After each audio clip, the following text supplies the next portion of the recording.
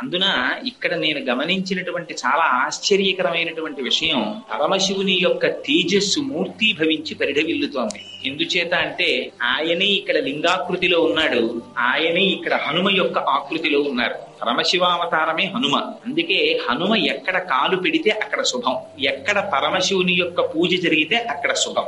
శివ అంటేనే శుభం, శివ అంటే మంగళస్వరూపుడు. పరమశివుని యొక్క ఆజ్ఞ లేక మంగళం జరగదు. ఎక్కడ మంగళం జరగాలన్నా, ఎక్కడ గడపకి తోరణం కట్టాలన్నా అక్కడక్కడ పరమశివుని యొక్క అనుజ్ఞ పొందితే మాత్రమే మంగళం జరుగుతుంది. ఆ మంగళం ఎక్కడ నుంచి ఎక్కడ వరకు ఉంటుందంటే ఇంట్లో జరిగేటటువంటి సామాన్యమైన శుభకార్యము దగ్గర నుంచి మోక్ష సంపత్తిని పొందడం వరకు పరమశివుని యొక్క కటాక్షమే. అందుచేతనే పురాణములన్నీ పరిఢవిల్లడానికి కారణం పరమశివుని యొక్క అనుగ్రహం. శివానుగ్రహం లేకుండా ఎవరికి ఎటువంటి వారికి కూడా సంపూర్ణమైనటువంటి జ్ఞానం కలగదు. పోతనామాచ్యులంతటి వారు మహానుభావుడు భాగవతాన్ని ఆంధ్రీకరించాలంటే మొట్టమొదట అమ్మవారిని స్తోత్రం చేశారు. తమ ఇలవేల్పు కనుక అమ్మలగన్నయమ్మ ముగురమ్మల మూలపుటమ్మ చాలా పెద్దమ్మ సురారులమ్మ కడుపారడి ఉచ్చినయమ్మ తన్ను లోనమ్మిన వేల్పుటమ్మల మనమ్మున ఉండిడియమ్మ దుర్గ మాయమ్మ కృపాప్తినిచ్చుట కవిత్వ మహత్వ పటుత్వ సంపదల్ అని చెప్పుకున్నారు. ఒక పద్యం చెప్పడం అంటే ఏదో ఎక్కడో కూర్చుని సంతోషంగా ఏదో రాయడం కాదు, ఇక్కడ నుంచి చెప్పారు పోతన గారు. ఇప్పటికీ ఆ పద్యం ఎక్కడుందో తెలుసా అండి మీకు? విజయవాడ పట్టణంలో ఇంద్రకీలాద్రి మీద వేయించేసినటువంటి కనకదుర్గ అమ్మవారి యొక్క రాజద్వారపు పైన గడప మీద ఈ పద్యం ఉంటుంది. పోతన గారు ఇప్పటికీ అక్కడ సజీవులై అమ్మవారి యొక్క చరణ మంజీర శబ్దములను ప్రతిరోజు వింటూనే ఉన్నారు. ఆనాడు చెప్పుకున్నారు ఆర్తితోటి. అమ్మవారు తీసుకెళ్లి ఆయన చెయ్యి పట్టుకెళ్లి పరమశివుడి చేతిలో పెట్టింది. వెంటనే ఒక మాట అన్నారు, వాలిన భక్తి మెచ్చద నవారిత తాండవ కేళికి దయాశాలికి శూలికి శిఖరిజా ముఖపద్మ మయూఖ మాలికి మన్మథ గర్వ పర్వతోన్మూలికి నారదాది మునిముఖ్య మనస్సరసీరుహాళికి అని చివర లికారం వేస్తూ ఆ లింగస్వరూపుడైనటువంటి పరమశివుని యొక్క అనుగ్రహము ప్రసరించనిదే జ్ఞానము కలగదు. ఒకవేళ జ్ఞానము కలిగిన ఆ జ్ఞానము కేవలము భక్తితో కూడినదై ఎటువంటి ప్రతిఫలాపేక్షను ఆశించినటువంటిదై కేవలము పరమేశ్వరుని యొక్క చరణారవింద సంసేవనములకు మాత్రమే వినియోగపడేటటువంటి భక్తితో కూడిన జ్ఞానముగా శాశ్వతత్వాన్ని పొందదు. పోతన గారు ఒక మాట చెప్పుకుంటారు, శ్రీకైవల్య పదంబు కోరుటకునై చింతించదన్ లోకరక్షైకారంభకు భక్తపాలన కళా సౌరంభకు దానవోద్రేక స్తంభకు కేళిలోల విలస దృగ్జాల సంభూత నానా కంజాత భవాంట కుంభకు.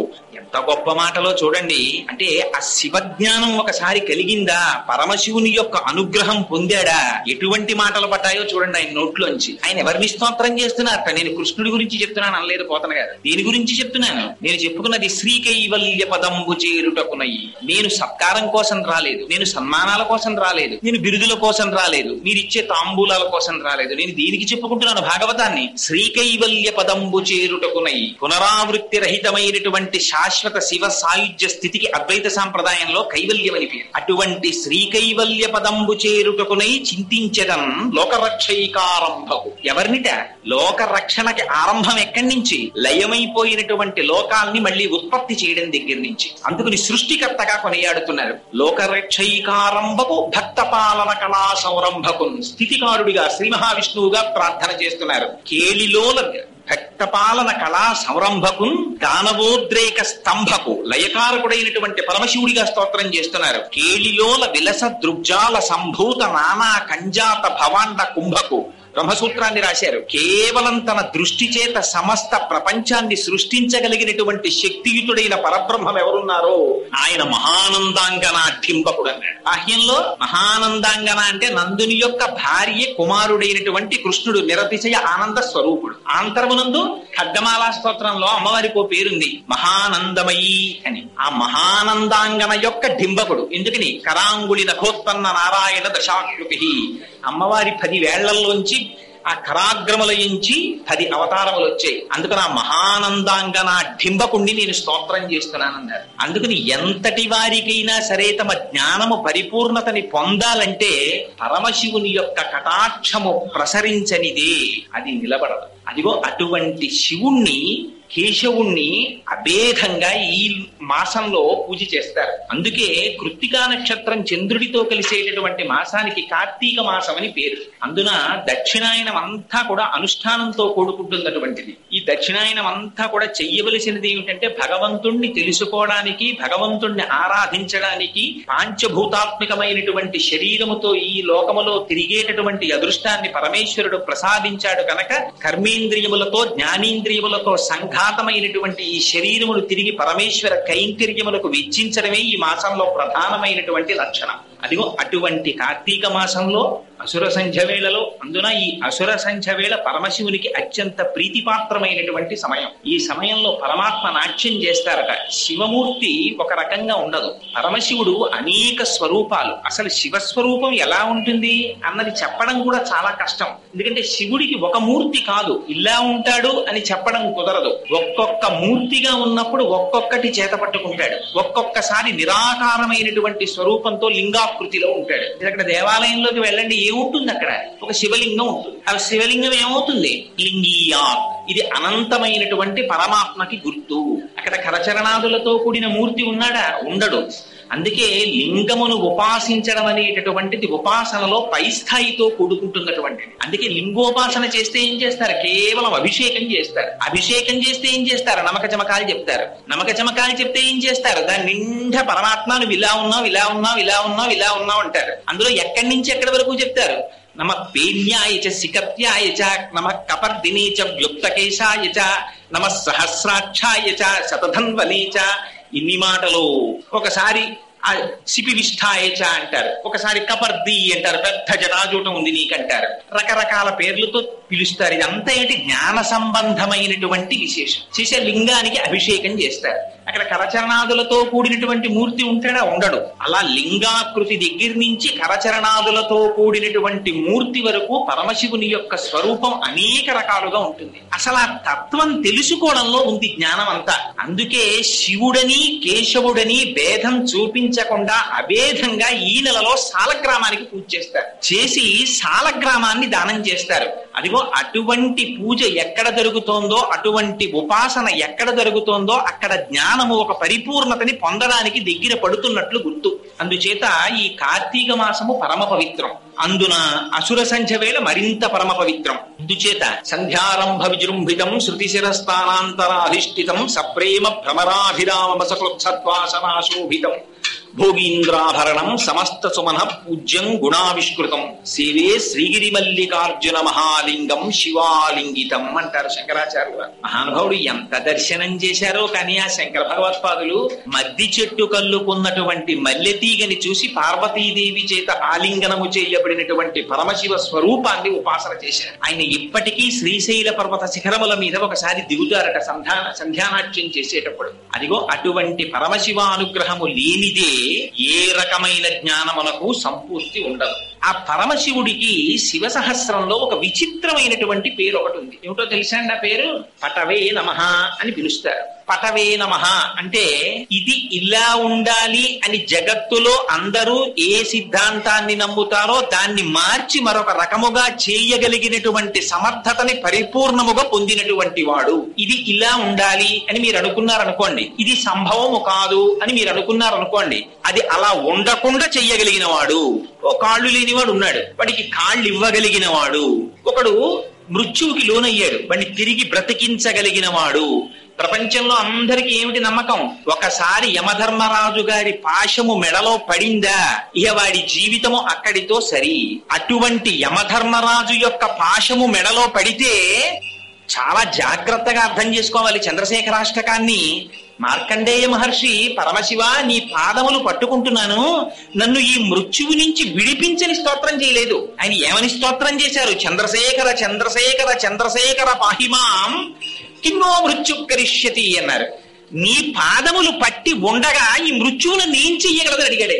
ఇది ఆయన యొక్క ధృతి. శివుడి పాదములు పట్టుకుని ఉండగా మృత్యువులను పట్టుకోవడమా అని అడిగారు. అడిగితే పరమశివుడు ఏం చేశారో తెలుసండి? అది పటవే నమః అంటే తన ఎడమకాలి పాదంతో యమధర్మరాజు గారి వక్షస్థలం మీద తన్నాడు. పొంగిపోయారు శంకర భగవత్పాదులు శివానంద లహరులు. వక్షస్థానమంతకస్య కఠినాపస్మార సంవర్ధనం భూభృత్పర్యటనం నమాచురశిర కోటీర సంఘర్షణం కర్మేదం మృదులస్య తావక పదద్వంద్వస్య గౌరీపతే మచ్చితోమణి పాదుకా విహరణం శంభో సదాంగీకురు. స్వామి, ఆ రోజున యమధర్మరాజు యొక్క కఠినమైన వక్షస్థలాన్ని నీ ఎడమ పాదంతో తన్నినప్పుడు ఎంత సొక్కిపోయిందోనయ్యా పాదం. స్వామి, నా మనస్సు అనేటటువంటి మణిపాదుకుని తొడుక్కుని తిరగవా అని అడుగుతారు భక్తితోటి. అదిగో అటువంటి యమధర్మరాజుని తన్నినటువంటి వాడు శంకరుడంటే.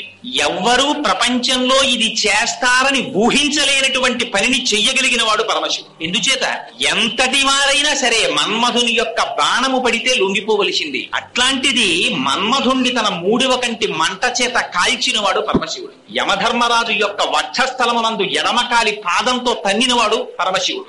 ఎవ్వరూ ప్రపంచంలో పట్టడం వీలు కాదు. ఆకాశంలోంచి కిందకి గంగ పడుతోందంటే తన జటాజూటాన్ని విప్పి నిలబడి గంగని ధరించినటువంటి వాడు పరమశివుడు. ఉపమన్యుడికి అమృత సముద్రాన్ని సృష్టించి ఇచ్చినవాడు పరమశివుడు. 1000 దివ్య సంవత్సరములు పార్వతీదేవితో కేలి విలాసాన్ని నడిపినటువంటి వాడు పరమశివుడు. ఆయన ఇది చేస్తాడని లేదు, ఇది చెయ్యడని లేదు. ఆయన్ని జ్ఞానం చేత తెలుసుకోవడం కుదరదు, భక్తి చేత లొంగిపోకపోవడం అన్నది ఉండదు. శంకర భగవత్పాదులు పొంగిపోతారు శివానందలో. ఇంతటి పరమశివుడు తెలుసుకుందామంటే తెలియబడనటువంటి వాడు. మీరు అభిషేకం చేస్తే హడిలిపోతారు. మొట్టమొదటే ఉభయతర నమస్కారంతో మొదలవుతుంది. నమస్తే రుద్రమన్యవ ఉతోత ఇషవే నమః. స్వామి, నీకో కోపానికో నమస్కారం. ఏమిటి స్వామి ఇవాళ బాణాలు పట్టుకున్నావు, ఆ ములుకులు ఇలా కిందకి పెట్టేసేయి, పిల్లలం ఏమిటి మా మీద బాణాలు పట్టుకున్నావు అని ఉభయతర నమస్కారంతో ప్రారంభిస్తారు రుద్రాన్ని. అలాంటిది అటువంటి పరమశివుణ్ణి తెలుసుకోవడమే. అటువంటి వాడు ఒక్క మారేడు దళానికి లొంగిపోతాడు. ఒక్క పువ్వు తీసుకెళ్లి అక్కడ పెడితే చాలు లొంగిపోతాడు. ఆయన దగ్గరికి వెళ్ళి అసలు ఏమీ ఇవ్వక్కర్లేదు. మనం ఏమి ఇవ్వగలం? ఏమి ఇవ్వలేము పరమశివుడికి. ఒక్కసారి భక్తితో ప్రణమిల్లితే చాలు పొంగిపోతాడు. ఆయన ఏమి ఇవ్వలేడు, ఏమైనా ఇవ్వగలడు ఆయన. అంతటి పరమాత్మ కనుకనే శంకరులు అంటారు, మార్గావర్తిత పాదుకా పశుపతే రంగస్య కూర్చాయతే గండూషాంబు నిషేచనం పురదిపోర్ దివ్యాభిషేకాయతే కించిత్ భక్షిత మాంసశేష కబళం నవ్యోపహారాయతే భక్తి కిం నకరోత్యహో వనచరో భక్త్యావతంసాయకే. స్వామి, ఆనాడు తిన్నడు ఏమి తెలుసని, ఏ విజ్ఞానం ఉందని, ఏమి శాస్త్రం చదువుకున్నాడు, ఏ వేదం చదువుకున్నాడు. వచ్చి నోట్లో నీళ్లు తెచ్చుకొచ్చి ఉమిస్తే దాన్ని అభిషేకంగా స్వీకరించావు కదా తండ్రి అంటారు. అంతటి శక్తి కలిగినటువంటి వాడు పరమశివుడు అంటే. అటువంటి శివారాధనం ఎక్కడ జరుగుతుందో, అటువంటి శివుణ్ణి ఎక్కడ పిలుస్తారో, అందుకే కలియుగంలో మహేశ్వరార్చన చాలా గొప్పది. ఎక్కడ శివ అన్న 2 అక్షరములు దొల్లుతుంటాయో అక్కడక్కడికి యమధర్మరాజు యొక్క భటులు కూడా ప్రవేశించలేదు. అంతటి మహానుభావుడు పరమశివుడంటే. ఆయన చేసినటువంటి మహోత్కృష్టమైనటువంటి లీల ఆ గంగమ్మ తల్లిని తన శిరస్సునందు ధరించడం. అందుకే ఈయనకి గంగాధరుడు అని ఒక నామం. శంకరుడు చేసినటువంటి లీలలు అతిమానుషమైనటువంటి చేష్టితములు. అది ఎవ్వరూ ఊహించలేరు, చెయ్యలేరు. అదిగో ఆ గంగ ఎంత చిత్రమైనదంటే ఇప్పటికీ మనకి సంప్రదాయంలో ఒక రహస్యం ఉంది. మీరు పూజ చెయ్యాలి అని కూర్చున్నారనుకోండి, మీరు తెచ్చుకున్నటువంటి లౌకికమైనటువంటి జలముల చేత మీరు ఏ పూజ చెయ్యడానికి పనికిరాదు. అందుకని ఏం చేస్తారు, అక్కడ ఒక కలశ పాత్రని పెట్టి అందులోకి గంగే చ యమునే చైవ గోదావరి సరస్వతి నర్మదే సింధు కావేర్యోజలేస్మిన్ సన్నిధిం కురు అని అడుగుతారు. అందులో మొట్టమొదట గంగానది పేరు చెప్తారు. అమ్మా, నువ్వు వచ్చి నీళ్లలో ప్రవేశించమ్మా అని ఒక పువ్వు పట్టుకుని తిప్పుతారు. దాని మీద చేతిని ఆచ్ఛాదిస్తారు. ఆ తర్వాత ఆ నీటిని తీసి ఏదో ఉమామహేశ్వర పూజార్థం దురితక్షయకారకాః కలశోదకేన దేవం ఆత్మానం పూజాద్రవ్యాణి చ సంప్రోక్ష్య అని ఆ నీళ్లు జల్లితే అప్పుడు పూజార్హత కలుగుతుంది. అంతటి శక్తివంతమైనటువంటి గంగానదిని మీరు తెచ్చుకున్న లౌకిక జలములలోకి ఆవాహన చేస్తే తప్ప ఆ నీటికి పవిత్రత ఏర్పడడం లేదంటే ఇంకా తనంత తానుగా గంగ ఎంత పరమ పవిత్రమైనటువంటిది. ఆ గంగకి పవిత్రత ఎక్కడి నుంచి వచ్చింది? అంత పవిత్రత. ఆ గంగని పరమశివుడు ఎందుకు ధరించవలసి వచ్చింది? ఆయనకి గంగాధర అన్న నామం ఎందుకు వచ్చింది? ఇవాళ ఈ గంగావతరణం అనేటటువంటి సన్నివేశాన్ని చెప్పించాలనేటటువంటి ప్రచోదనం వెనకాతల ఉన్నవాడు కూడా పరమశివుడు. ఎందుచేత నేను ఈ మాట అంటున్నానో తెలుసా అండి? ఏ మాట తగినంత ఆధారము లేకుండా నిష్కారణంగా నేను చెప్పను. మహాభారతంలో అనుశాసనిక పర్వంలో ఒక మాట ఉంది. గంగ అంటే ఏమిటండి అని అడగాలన్నా, గంగావతరణము యొక్క కథ వినాలన్నా, గంగావతరణము చెప్పాలన్నా, గంగను చూడాలన్నా, గంగలో మునక వెయ్యాలన్నా, గంగని త్రాగాలన్నా ఈ 6 పనులు చెయ్యడానికి పరమశివుని యొక్క అనుగ్రహము కుదిరితే తప్ప వాడు చెయ్యలేడు. ఎందుకని? గంగావతరణము యొక్క కథ విన్నంత మాత్రము చేత కొన్ని వందల జన్మముల క్రింద చేసినటువంటి పాపముల యొక్క సంచితము భస్మమైపోతుందని చెప్పారు. అంత పరమ పవిత్రం. శ్రీమద్ రామాయణం బాలకాండలో వాల్మీకి మహర్షి చెప్పుకున్నారు గంగావతరణ ఘట్టాన్ని. నిష్కారణంగా చెప్తారా? దాని వెనకాతల ఎంత పవిత్రత లేకపోతే ఈ కథ చెప్పారు. రాముడు 1కి 10 మార్లు అడిగి చెప్పించుకున్నాడు విశ్వామిత్రుడి చేత. విశ్వామిత్రుడు ముందు సంక్షిప్తంగా చెప్పాడు గంగావతరణాన్ని. ఒప్పుకోలేదు రామచంద్రమూర్తి. నాకు ఇంకా వినాలనుంది గురుదేవా, రిపథగగా అసలు ఆ గంగ ఎందుకు అవతరించింది నాకు చెప్పవలసింది అని గురువు యొక్క పాదములు పట్టి ప్రార్థిస్తే తన శిష్యుని యొక్క దైన్యమును చూసి ఉండలేక, ఆయన యొక్క ఆర్తిని చూసి చెప్పకుండా ఉండలేక, నిండిపోయినటువంటి బింది అంచుల నుండి నీరు కారిపోయినట్లు తాను అనుభవించినటువంటి భగవంతుని యొక్క వాత్సల్యాన్ని గుణాన్ని తనలో దాచుకోలేక విశ్వామిత్రుడి యొక్క నోటి నుండి వాక్కులై ప్రవహిస్తే వచ్చినటువంటి కథ గంగావతరణం. అంత పరమ పవిత్రమైనటువంటి గంగావతరణం గురించి ఒక మాట చెప్తారు. ఏమా మాట? భజగోవింద స్తోత్రంలో ఆనందగిరి ఒక శ్లోకం చెప్తారు. భగవద్గీత కించితి ధీత గంగాజలలవ కణికాపీత సకృతపేన మురారి సమర్చ క్రియతే తస్య యమేన నచర్చ. యమధర్మరాజుతో చర్చ ఉండదుట. ఏమిటి యమధర్మరాజుతో చర్చ? ఎప్పుడైనా పిలిచామా డిస్కషన్స్ కి అంటే? ఉంటుంది చర్చ. ఎప్పుడు ఉంటుంది?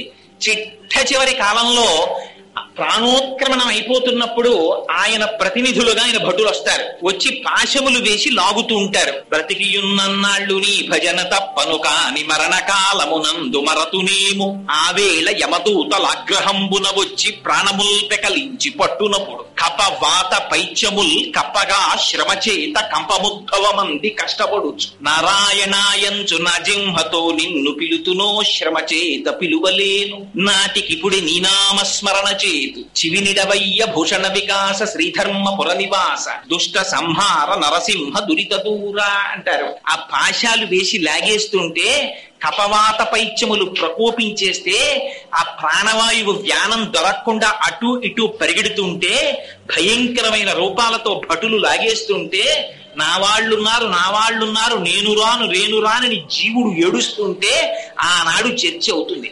అంత బాధ అక్కర్లేదు. అసలు యమధర్మరాజు గారు దగ్గరికి రావలసిన అవసరం ఉండదట.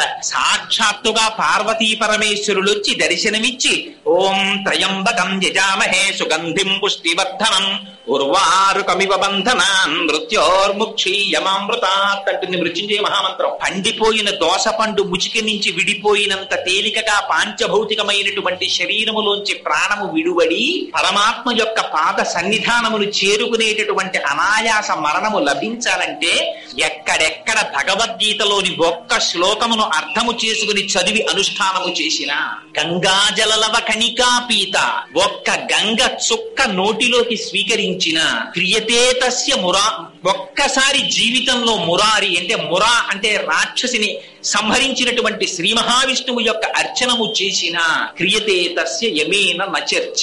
అటువంటి వారికి యమధర్మరాజుతో సంవాదం లేదుట.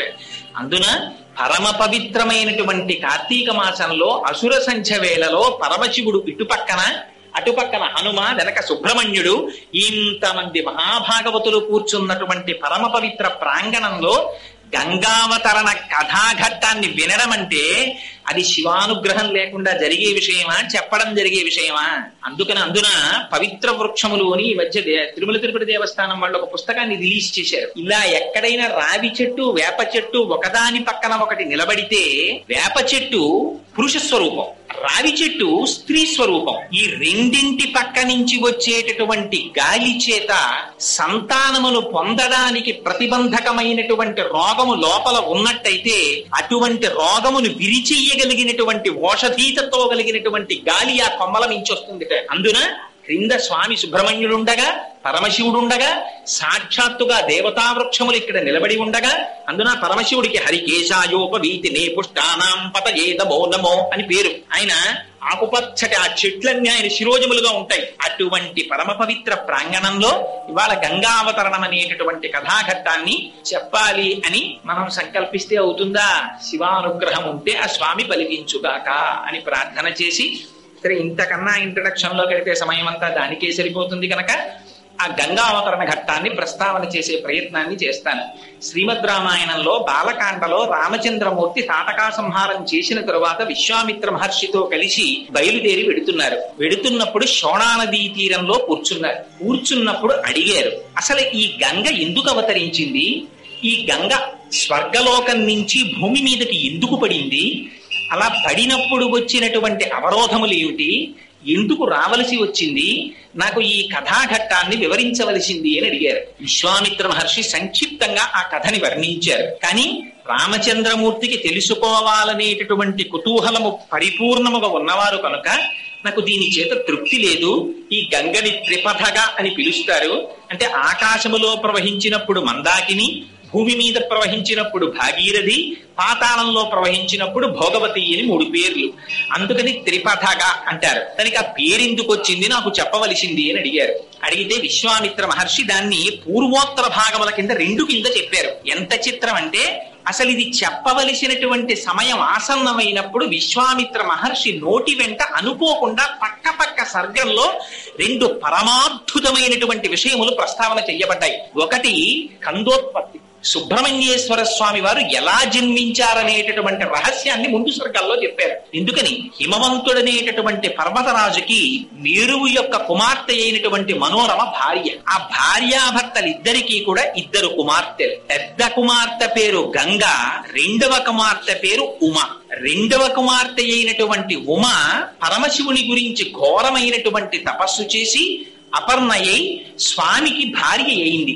అందుకని పార్వతీ పరమేశ్వరులు అయ్యారు వాళ్ళిద్దరు. పెద్ద కుమార్తె అయినటువంటి గంగ దేవతలు వచ్చి ప్రార్థన చేశారు హిమవంతుణ్ణి, మాకు దేవతా కార్య నిమిత్తమై ఈ గంగ మాకు కావలసినటువంటి అవసరం వచ్చింది, అందుకని మాతో పంపించమని. హిమవంతుడు అంగీకరించాడు. ఆనాడు గంగని దేవలోకానికి తీసుకుని వెళ్లారు దేవతలందరూ. అందుకని దేవలోకంలో ప్రవహిస్తుండేది గంగ.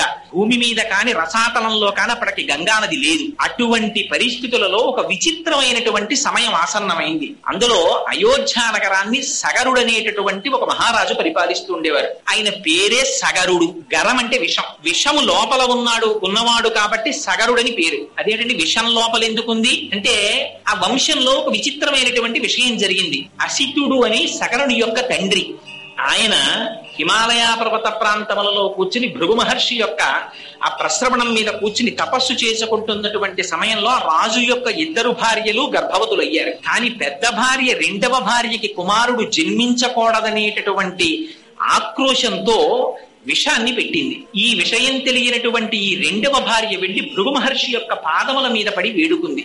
భృగు మహర్షి త్రికాలవేది కనుక ఆమె కడుపులో పెరుగుతున్నటువంటి పిండములు సంహరించడానికి విష ప్రయోగము జరిగిందని గుర్తించి అమ్మాయికి అపారవంతమైన తేజోవంతుడు కీర్తివంతుడు అయినటువంటి కుమారుడు జన్మిస్తాడు.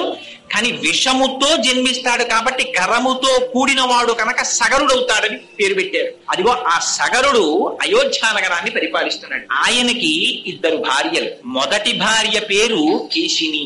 ఆవిడ గొప్ప ధర్మశాస్త్రం తెలుసున్నటువంటి వ్యక్తి, మహాపతివ్రత, సాధ్వి. రెండవ భార్య పేరు సుమతి.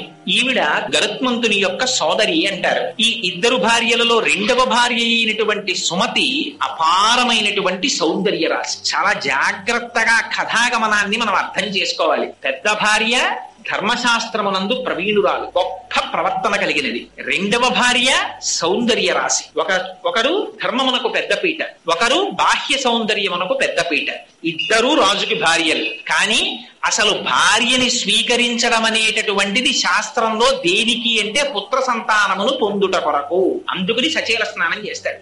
రఘువంశంలో కాళిదాస మహాకవి చెప్తారు, రఘు మహారాజు గారు భార్యతో కలిసి ఎందుకు జీవితం చేశారు అంటే కుమారుణ్ణి పొందుట కొరకు అన్నారు. అందుకని అటువంటి పుత్ర సంతానమును పొందుట కొరకు 2 భార్యలను స్వీకరించినప్పటికీ కూడా సగర చక్రవర్తికి సంతానం కలగలేదు. కొంతకాలం యవ్వనం గడుస్తున్నంతసేపు భార్యలతోడి వ్యామోహముతో కూడిన జీవితము జరిగిపోతుంది. కానీ కొంతకాలము గడిచిన తరువాత అదే కాలము మార్పు తీసుకొస్తుంది. అందుకే వ్యాస భగవానుడు దేవీ భాగవతంలో అంటాడు, కాలోహి బలవాన్ కర్త సతతం సుఖ దుఃఖయోహో నరాణాం పరతంత్రాణం పుణ్య పాపానుయోగత కాలం చాలా బలవత్తరమైనటువంటిది. అదే పుణ్యపాపాలకు ఫలితాన్ని ఇస్తుంది. ఇవాళ సంతోషంగా ఉంటుంది, వీరొక రోజున ఇవాళ చాలా సంతోషంగా ఉంటుందని నిద్రలేస్తాడు, చాలా దుఃఖంతో నడుస్తుంది. ఏమిటి ఎలా ఎందుకు నడుస్తుంది? నరాణం పరతంత్రాణం, మనం చెయ్యగలిగినది ఏం లేదు. కాలోహి బలవాన్ కర్త, కాలం నడిపిస్తుంది. ఆ కాలచక్ర పరిభ్రమణంలో సగర చక్రవర్తికి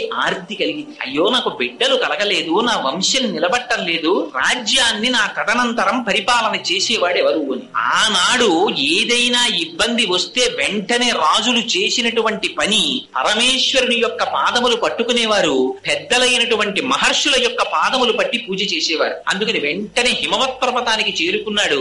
అక్కడ భృగు ప్రశ్రవణము అనేటటువంటి ఒక పర్వతం మీద కూర్చుని అపారమైనటువంటి తపస్సు చేశాడు 100 సంవత్సరములు. భృగు మహర్షి గొప్ప ధర్మవేత్త. ఆయన ప్రీతి చెందాడు. ప్రీతి చెంది మహారాజు గారి దగ్గరికి వచ్చి అడిగారు, సగరా నీకు అపారమైనటువంటి తేజస్సు కీర్తి కలగాలని ఆశీర్వచనం చేస్తున్నాను. దీనితో పాటుగా నీ ఇరువురు భార్యలలో ఒకరికి వంశకరుడైన కుమారుడు జన్మిస్తాడు. ఆ మాటలు చూడండి ఎలా ప్రయోగిస్తారో. ఒకరికి వంశకరుడైన కుమారుడు. వంశకరుడంటే వాడి వలన వంశము వంశము వంశము వంశము నడుస్తుంది అలా ముందుకి. కొడుకులు కొడుకులకి కొడుకులు కొడుకులకి కొడుకులు, మనవలు మనవలకి మునిమనవలు, అలా నడుస్తూ వెడుతుంటుంది. అది చూడాలి తండ్రి. అలా ఎంతమందిని చూస్తే అది మహదైశ్వర్యం. తండ్రికి మహదైశ్వర్యం ఏది అంటే తన వంశము యొక్క ఉన్నతిని తాను చూసుకోవడం. అందుకని నీకు వంశకరుడైనటువంటి కుమారుడు ఒక భార్యకి జన్మిస్తాడు. మహోత్సాహవంతులైనటువంటి 60,000 మంది కుమారులు ఒక భార్యకి జన్మిస్తారు. అంతే చెప్పాడు భృగువు. కానీ ఆర్తి పెరిగిపోయింది ఇద్దరు భార్యలకి. ఎవరికి 60,000 మంది కుమారులు పుడతారు, ఎవరికి వంశకరుడైన కుమారుడు పుడతారని ఇద్దరు గభాలన లేచి అడిగారు భృగువుని, మహానుభావ మాలో ఎవరికి వంశకరుడైన కుమారుడు జన్మిస్తాడు, ఎవరికి 60,000 మంది సంతానం జన్మిస్తారు? ఆయన ధర్మవేత్త, ఆయన ఎందుకు నిర్ణయం చెయ్యాలి?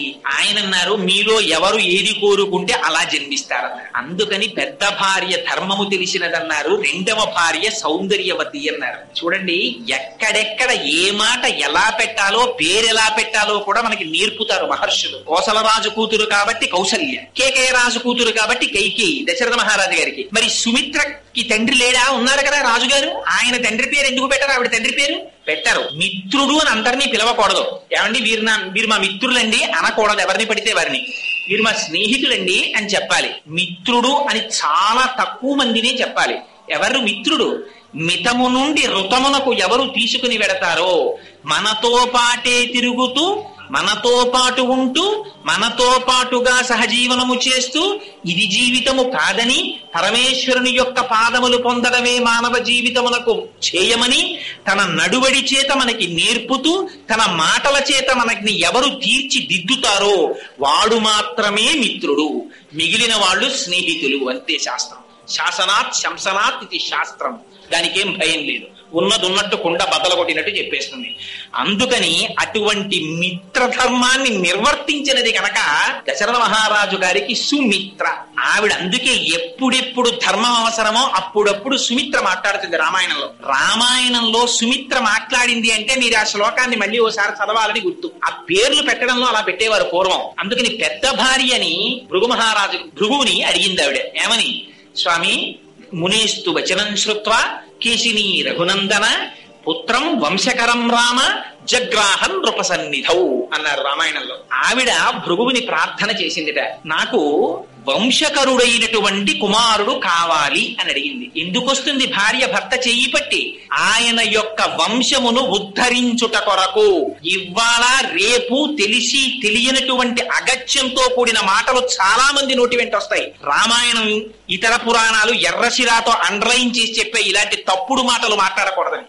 పెళ్లి జరుగుతుంటుంది, ఎవరైనా పెద్దవాళ్లు కొత్తగా పెళ్లైన వధూవరులు వచ్చి నమస్కారం చేస్తే అక్షతలు వేసి శీఘ్రమేవ సుపుత్రాప్రాప్తిరస్తు అన్నారనుకోండి, ఆ కన్యాదాత గారి తండ్రి శకున పక్షిలా అక్కడే ఉండో మాట అంటాడు. ఇప్పుడే పిల్లలు ఎందుకండి, వాళ్ళని సంతోషంగా గడపనివ్వండి అంటాడు. ఆ తరువాత అదే తండ్రి వచ్చి కనపడ్డ ప్రతివాడి కాళ్ళు పట్టుకుంటాడు. ఏం చేస్తే మా అమ్మాయికి పిల్లలు పుడతారండి, ఏం చేస్తే మా అబ్బాయికి పిల్లలు పుడతారండి అని. అనకూడని మాట నోటి వెంట రాకూడదు. ఏ మాట ఎందుకో తెలుసుకుని బ్రతకాలి. స్త్రీ పురుషుని యొక్క జీవితంలో ప్రవేశించేది దేని కొరకు? వంశాన్ని మార్చుకుని, ఇంటి పేరు మార్చుకుని, గోత్రాన్ని మార్చుకుని, వేరొక పురుషుడి చెయ్యి పట్టుకుని ఆ ఇంటికి ఎందుకు ఎడుతోంది? ఆ వంశాన్ని ఉద్ధరించుట కొరకు. అది ఆశీర్వచనం. అందుకే పెద్దలైన వారు లేచి వచ్చి విరగనటువంటి నడుము కలిగిన అక్షతలు చేతపట్టి ఆశీర్వచనం చేస్తున్నప్పుడు శ్రద్ధాభక్తులతో ఔదల తాల్చి అంగీకరించాలి. చేత కాకపోతే మౌనంగా ఉండాలి. లేనిపోని మాటలు మధ్యలో మాట్లాడకూడదు. అందుకని ఆవిడ ధర్మం తెలిసున్నది కనుక అడిగింది. నాకు పుత్రం వంశకరం రామ జగ్రాహం నృపసన్నిధౌ, నాకు వంశకరుడైన కుమారుడు కావాలని అడిగింది. భర్త గారి కీర్తి నిలబెట్టడానికి. రెండవ భార్య అయినటువంటి సుమతి భృగు మహర్షిని ప్రార్థన చేసింది. నాకు షష్ఠి పుత్ర సహస్రాణి, ఎటువంటి పుత్రులు కావాలి? 60,000 మంది పిల్లలు కావాలి నాకు. వాళ్ళు ఎటువంటి వాళ్ళు?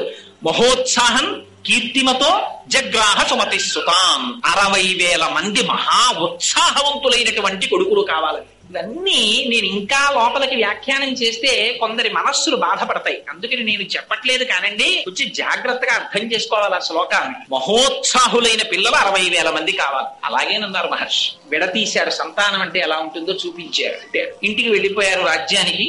చాలా సంతోషంగా ఉన్నాడు సగరుడు. భార్యలిద్దరూ గర్భాన్ని దాల్చారు. పెద్ద భార్య అయినటువంటి కేశినికి ఒక కుమారుడు జన్మించాడు. ఆయనని అసమంజసుడు అని పేరెట్టారు. ఆ పేరు చూడండి, అసమంజసంగా ఉందండి మీరు చెప్పింది అంటాం. ఆయన పేరు అసమంజసుడు. రెండవ భార్య అయినటువంటి సుమతికి ఒక మాంసఖండం పుట్టింది. దాంట్లో 60,000 మంది చిన్న చిన్న పిల్లలు వచ్చారు. అందులోంచి ఋషి వాక్యం ఎక్కడికి పోతుంది? దీక్ష తీసుకున్నవాడు, నిత్య తపస్వి, ఎల్లకాలముల యందు మంత్రార్థమును లోపల తిప్పుతూ ఉండేటటువంటి స్వభావం ఉన్నవాడు, త్రికాల సంధ్యావేది, వేదం చదువుకున్నవాడు, నిరంతరం వేదాన్ని పలుకుతూ ఉండేవాడు. అటువంటి వారి నోటి వెంటొచ్చినటువంటి మాట సత్యం అవుతుంది. వాళ్ళు సత్యం చెప్పడం కాదు, వాళ్ళు చెప్పినది సత్యం అవుతుంది. శంకర భగవత్పాదుల సౌందర్యలహరిలో జపో జల్ప శిల్పం సకలమపి ముద్రా విరచన అని వర్ణిస్తారు ఆ శ్లోకంలో. అందుచేత మహర్షి చెప్పారు, అదే జరిగింది. 60,000 మంది పిల్లలు ఒక మాంసఖండంలోంచి వచ్చారు. వాళ్ళు మరీ చిన్నవాళ్ళు, ఎలా బ్రతుకుతారని ఇప్పుడు మనం అంటున్నామే, ఏదో పిల్లలందరినీ తీసుకెళ్లారండి ప్రిమిచ్యూర్డ్ బర్త్, అందుకని ఏదో ఆ గదిలో పెట్టారు పెంచారని మనం అంటామే. ఆ ప్రక్రియ అంతా రామాయణంలో చెప్పారు. ఈ 60,000 మంది పిల్లల్ని తీసుకెళ్లి నీటి భాండములలో పెట్టారు. పెట్టి ఆ పిల్లల్ని పెంచారు. దాదులు పెంచితే 60,000 మంది పెద్దవాళ్ళు అయ్యారు. ఇటు అసమంజసుడు పెద్దవాడయ్యాడు. ఈ 60,000 మంది పిల్లలు మహోత్సాహులయ్యారు. వాళ్ళకి ఏమిటి? అన్నింటికీ ఉత్సాహమే. ఇది చెయ్యడమా చేయకపోవడమా వివేకం కాదు. ఇలా అనేటప్పటికీ ఉత్సాహం అంతే, చేసేయడమే. ప్రతిదానికి ఉద్రేకమే, అటువంటి స్వభావం. దాంతో వీళ్ళు మహోత్సాహం కీర్తిమతో జగ్రాహ సుమతి సుతాం, అటువంటి పిల్లలు పుట్టారు. అందుకని ఇటుపక్క అసమంజసుడు పెద్దవాడయ్యాడు. పేరే అసమంజసుడు కదండి, ఆయనకి యోగ దృష్టి ఉంది. తర్వాత చెప్తారు రామాయణంలో దాన్ని. ఆ అసమంజసుడికి ఒక విచిత్రమైన లక్షణం ఉండేది. పిల్లలందరినీ పిలిచేవాడు రాజ్యంలో ఉన్న వాళ్ళని. ఒరే రండిరా, మనందరం సరయూ నది ఒడ్డుకెళ్ళి ఆడుకుందాం అనేవాడు. ఆ పిల్లలందరూ పాపం ఈ అసమంజసుడి వెనకాతల వెళ్ళేవారు. పిడితే ఈ పిల్లలందరినీ ఆ నదిలో తోసేసి వాళ్ళ మీదకెక్కి తొక్కి చంపేసేవాడు. వాళ్ళు ఊపిరి ఆడక చచ్చిపోయేవారు. సంతోషపడిపోయి ఇంటికి వచ్చేసేవాడు. ఇది చూశారు చాలా కాలం ప్రజలు. వెళ్లి రాజుగారికి చెప్పారు, అయ్యా మీ కుమారుడు చేసినటువంటి అకృత్యము వలన మా పిల్లలు ఎందరో సరయూ నదిలో మరణిస్తున్నారు. ఇది శకర చక్రవర్తి అంటే. లేకపోతే మహర్షుల చేత చెప్పబడవు ఆ చరిత్రను. ఇతరులకి ఎటువంటి శిక్షో తన కుమారుడికి అటువంటి శిక్ష. అట్లా రాజ్యములో ఉండేటటువంటి ప్రజలకి ఉపద్రవాన్ని తీసుకొస్తూ ప్రవర్తిస్తున్నాడు కనుక ఏవం పాప సమాచార సజ్జన ప్రతిపాదక పౌరాణామహితో ముక్తో పుత్రో నిర్వాసిత పురాన్ అన్నాడు. వెంటనే రాజ్య బహిష్కారం విధించాడు సగరుడు. నువ్వు రాజ్యంలోంచి వెళ్ళిపో అరణ్యాల కన్నా. వెళ్ళిపోయాడు అసమంజసుడు. ఆయనకొక కుమారుడు ఉన్నాడు, వంశకరుణ్ణి కదండి కోరుకుంది మరి, అందుకని అంశుమంతుడు. ఆ అసమంజసుని యొక్క కుమారుడి పేరు అంశుమంతుడు. ఆ అంశుమంతుడు మాత్రం సగర చక్రవర్తి దగ్గర ఉండిపోయాడు. అసమంజసుడు అరణ్యములకు వెళ్ళిపోయాడు. చాలా కాలం అయిపోయింది, పెద్దవాడైపోయాడు సగర చక్రవర్తి. ఆయనకి అశ్వమేధ యాగం చెయ్యాలనిపించింది. ఏదైనా చెయ్యాలి అని అనిపించగానే ఎక్కడ పడితే అక్కడ చేసేయకూడదు. అందుకే మనకి శాస్త్రం జాగ్రత్తగా చెప్తుంది. వాడు చేసేది పొద్దున్నే పూజకు కూర్చుంటాడు, వాడింట్లోనేగా రోజు చేస్తున్నది కాదేంటి, కుదరదు. అపవిత్ర పవిత్రో వా సర్వావస్థ అంగతోపివా ఎస్మరే పుండరీకాక్షం సబాహ్యాభ్యంతర శుచి. నీళ్లు తీసి చల్లుకోవాల్సిందే. అయ్యా లోపల బయట అంతా శుచియగుగాక. అదేంటండి మా ఆవిడ తుడిచింది కదా గది, కుదరదు. అశౌచం ఉంది, దాన్ని నువ్వు మంత్రంతో మాత్రమే విరవగలవు. మా ఇంట్లో భూతాలు ప్రేతాలు రావండి, హనుమవి పెద్ద పెద్ద విగ్రహాలు పెట్టాం, కుదరదు. ఉత్తిష్టంతో భూత పిశాచాహ ఏతే భూమి భారకాహ చెప్పవలసిందే, దాంతో పాటు వస్తాయి. అందుకని శాస్త్రం అలాగే మాట్లాడింది. అందుచేత వంశకరుడైనటువంటి కొడుకు కనుక అంశుమంతుడు ఉన్నాడు. ఆ అంశుమంతుడితో అశ్వమేధ యాగం చేయాలంటే ఎక్కడ చెయ్యాలని ఆలోచించాడు. ఎక్కడ పడితే ఎక్కడ, ఏది పడితే అది చెయ్యడం కుదరదు. అందుకని అవతల హిమవత్ పర్వతానికి ఇవతల వింధ్య పర్వతానికి మధ్యలో ఉన్న ప్రదేశాన్ని ఆర్యావర్తము అంటారు. అది యజ్ఞ భూమి, పరమ పవిత్రమైనటువంటి భూమి. జటావల్లభుల పురుషోత్తం గారు మహానుభావుడు వ్యాఖ్యానం చేశారు ధర్మమంజరిలో. నిజంగా అసలు భారతదేశంలో ఇటువంటి యజ్ఞ భూమిలో పుట్టడమే మన అదృష్టం అన్నారు. అందుకని ఇది యజ్ఞభూమి కనుక సగర చక్రవర్తి ఆ ఆర్యావర్తంలో అశ్వమేధ యాగం చెయ్యాలని తలపెట్టాడు. దీక్షితుడై రాజు కూర్చున్నాడు. గుర్రాన్ని విడిచిపెట్టారు. దానికి 60,000 మంది కుమారులు సగరుల్ని పిలిచాడు సగర చక్రవర్తి. మీరు 60,000 మంది ఉన్నారు, మీరందరూ కలిసి ఒక పని చెయ్యండి. ఇంద్రుడు ఎక్కడో దాచుంటాడు భూమి మీద. 60,000 యోజనముల విస్తీర్ణము కలిగినటువంటి ఈ భూమండలాంతంతటినీ కూడా మీరు ఒక్కొక్కరు ఒక్కొక్క యోజనం చొప్పున వెతికేయండి. ఎలా వెతికేస్తారో తెలుసా? యోజనాయామ విస్తారమేకైకో ధరణీతలం వివిధ పురుష వ్యాఘ్ర వజ్రస్పర్శ సమైర్నఖై అన్నాడు. అలా ఇలా వెతకడం కాదు, మీ గోళ్లు వజ్రాల్లో ఉంటాయి. ఒక్కొక్కడు ఒక్కొక్క యోజనం భూమిని మట్టినంతటిని పెళ్లగించేయండి. నాగళ్లు పెట్టి తవ్వేయండి, గుణపాలు పెట్టి చీల్చేయండి. ఎక్కడ దాచాడో వెతికి గుర్రాన్ని పట్టాడు. మొత్తం భూమండలం వెతికేయండి, బయలుదేరండి అన్నాడు. 60,000 మంది బయలుదేరారు తండ్రి శాసనానికి. యోజనాయామ విస్తారమేకైకో ధరణీతలం, భూమినంతటినీ చీల్చేస్తున్నారు, గుణపాలు పెట్టి తవ్వేస్తున్నారు, గోళ్లతో విచ్చేస్తున్నారు. ఇది చూశారట దేవతలు. చూసి దేవతలందరూ పరుగు పరుగున బ్రహ్మగారి దగ్గరికి వెళ్ళారట. ఎందుకంటే వాళ్ళు అలా చేస్తే వీళ్ళు వెళ్ళడం ఎందుకు అంటే, మనం చాలా జాగ్రత్తగా గుర్తు పెట్టుకోవాలి ఈ రహస్యాలు. కొందరికి ఒక అలవాటు ఉంటుంది, వాడు ఉట్టినే కూర్చుంటాడు, తృణములను గిల్లేస్తూ ఉంటాడు. ఇలా కూర్చుంటాడు, అక్కడే ఉన్న గడ్డి పరకల్ని తుప్పేస్తూ ఉంటాడు. ఒక్కొక్కడు మాట్లాడుతుంటాడు, అక్కడ ఉన్న కొమ్మ వంచి ఆకు తుంపేస్తాడు, ఒకడు మొగ్గ తుంపేస్తాడు. దానికి ఏమీ శాస్త్రంలో నిషిద్ధం, అనవసరంగా ఏదీ చేయకూడదు. 60,000 మంది 60,000 యోజనముల భూమిని నిష్కారణంగా దున్నేసి తీసేస్తున్నారు భూమి. అందుకని వెళ్ళారు వాళ్ళు. భూమి యొక్క స్థితి మారిపోతోంది. ఎంతమంది వెళ్ళారట? 12 మంది ఆదిత్యులు వెళ్ళారు, 11 రుద్రులు వెళ్ళారు. 12, 11, 23. 23 దాంతో పాటుగా అష్ట వసువులు వెళ్ళారు. 23, 8, 31. 2 అశ్వినీ దేవతలు వెళ్ళారు. 33. ఆ 33 కోట్ల దేవతలు. అంటే మొత్తం దేవతాగణాలన్నీ వెళ్ళాయి. ఇది మనం చాలా జాగ్రత్తగా జ్ఞాపకం పెట్టుకోవలసిన మాట.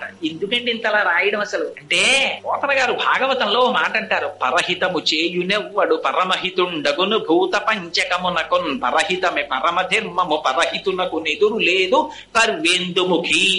పంచభూతముల చేత మనం బ్రతుకుతూ ఉంటాం. అటువంటి పంచభూతములను నిష్కారణముగా ఎవడు హింసిస్తాడో వాడు కూడా ఆ పంచభూతముల చేతనే బాధింపబడతాడు. పొద్దున్నే ప్యాసింజర్ ఎక్కుతారు, చక్క చల్లటి గాలేస్తుంటుంది. ఇలా కిటికీ అద్దం విప్పి, అమ్మయ్య ఇంత సస్యకేదారాల సరసగాంధారాలోని దాని మించొచ్చే గాలి పీలుస్తూ వెడుతుంటే గభాలన నోట్లో పెట్టుకుని శ్వేతకాష్ఠాన్ని వెలిగిస్తాడు ఒకడు. అంతే, దాంట్లోంచి ఎక్కడ లేని పొగ. నువ్వు అన్నం తిన్నావా అని అడగడు ఎదురువాడిని, నువ్వు మంచినీళ్లు తాగావా అని అడగడు, నువ్వు కాఫీ తాగావా అని అడగడు. ఇక్కడ మాత్రం పంక్తి లోపం ఉండదు, పెట్టె తీసి చేతి ముందెడతాడు. వాడు కూడా నియమభేదం లేకుండా గబగబా వాడు కాలుస్తాడు. కానీ నీ వెనక కూర్చున్న వాడి పరిస్థితి, పసిపిల్లలున్నారు, తల్లులున్నారు, ఆడవాళ్లున్నారు, పొద్దున్నే కడుపులో తిప్పితే బాధపడేవాడు ఉన్నాడు. నీ నోట్లోకి పీల్చి నువ్వు వదిలిన ఎంగిలి గాలి వాడు పీల్చాలా? నీకు వాకాటి పాండురంగారావు గారికి విశాఖపట్నం పోర్ట్ ట్రస్ట్ కారు ఇస్తే deputy director information public relations గా ఉండగా, నా సాటి భారతీయుడు రోడ్డు మీద వెడుతూ ఉండగా నేను కారులో కూర్చుని దాంట్లో ఉన్నటువంటి పెట్రోల్ ని పొగగా మార్చి వాడి నాసాపుటముల మీదకి పొగని జిమ్మేటటువంటి అధికారం నాకు ఎవడిచ్చాడు? నేను నడిచి వస్తాను, నాకు కారక్కర్లేదన్నారు. అటువంటి మహాపురుషులు నడిచిన గడ్డై అంచాగే నైకే అమృతత్వ మానసు. నిష్కారణంగా దేని జోలికి వెళ్ళకూడదు. అందుకని దేవతలు పరిగెత్తారు బ్రహ్మగారి దగ్గరికి. ఏమి ఇలా చేస్తున్నారు వీళ్ళందరని అడిగారు. అడిగితే ఆయన అన్నాడు, కాపిలం రూపమాస్థాయ ధారయత్యరిషం ధరాం తస్య కోపాగ్నినా దగ్ధ ఈ సగరాత్మజాహ. మీరేం బెంగ పెట్టుకోకండాయా, ఇదిగో చూశారా, కపిల మహర్షి రూపంలో ఇవాళ ఈ భూమండలాన్నంతటినీ కూడా వాసుదేవుడు కాపాడుతున్నాడు. ఆయన తప్పిస్తున్నాడు ఇప్పుడు పాతాళ లోకంలో. ఇలాంటి దుష్కృత్యములు చేసినటువంటి వారి పట్ల పరమాత్మ యొక్క ఆగ్రహము ఏదో ఒకనాడు ప్రసరిస్తుంది. ఆ ప్రసరించిన నాడు భస్మరాశీకృతా సర్వే, వాళ్ళందరూ కూడా బూడిద రాసులైపోతారు. అటువంటి చేటుకాలం దాపురిస్తుంది. వాళ్ళు అల్పాయుర్దాయము కలిగిన వారు నిష్కారణముగా పంచభూతముల జోలికి వెళ్ళారు కాబట్టి వాళ్ళ ఆయుర్దాయం క్షీణించిపోతోంది. విధి అలా నిర్ణయించింది. అందుకని మీరు బెంగ పెట్టుకోకండి, వెళ్ళిపోండి. వెళ్ళిపోయారు దేవతలందరూ. వీళ్ళు భూమినంతటినీ దున్నేశారు. తండ్రి గారి దగ్గరికి పరిగెత్తారు. నాన్నగారు 60,000 యోజనముల భూమండలాన్నంతటినీ కూడా వజ్రస్పర్శ సమయమకై గోళ్లతో చీల్చేశాం, ఎక్కడా గుర్రం కనపడలేదు. ఆయన అన్నాడు, ఒరే నేను దీక్షితుడై ఉన్నాను, నేను లేచి రాకూడదు, మీరు అలా ఊరుకోకండి, ఈ భూమిని అంతటినీ చీల్చేయండి, తవ్వేసేయండి, గోతులు పెట్టేసేయండి, పాతాళలోకానికి వెళ్ళిపోండి. ఆ రసాతలంలో ఎక్కడో దాచి ఉంచాడు ఇంద్రుడు ఈ గుర్రాన్ని, అక్కడి నుంచి తీసుకురండి అన్నాడు. అలాగేనన్నారు. మళ్ళీ బయలుదేరి ఆ భూమండలాన్నంతటినీ కూడా చీల్చేస్తున్నట్ట.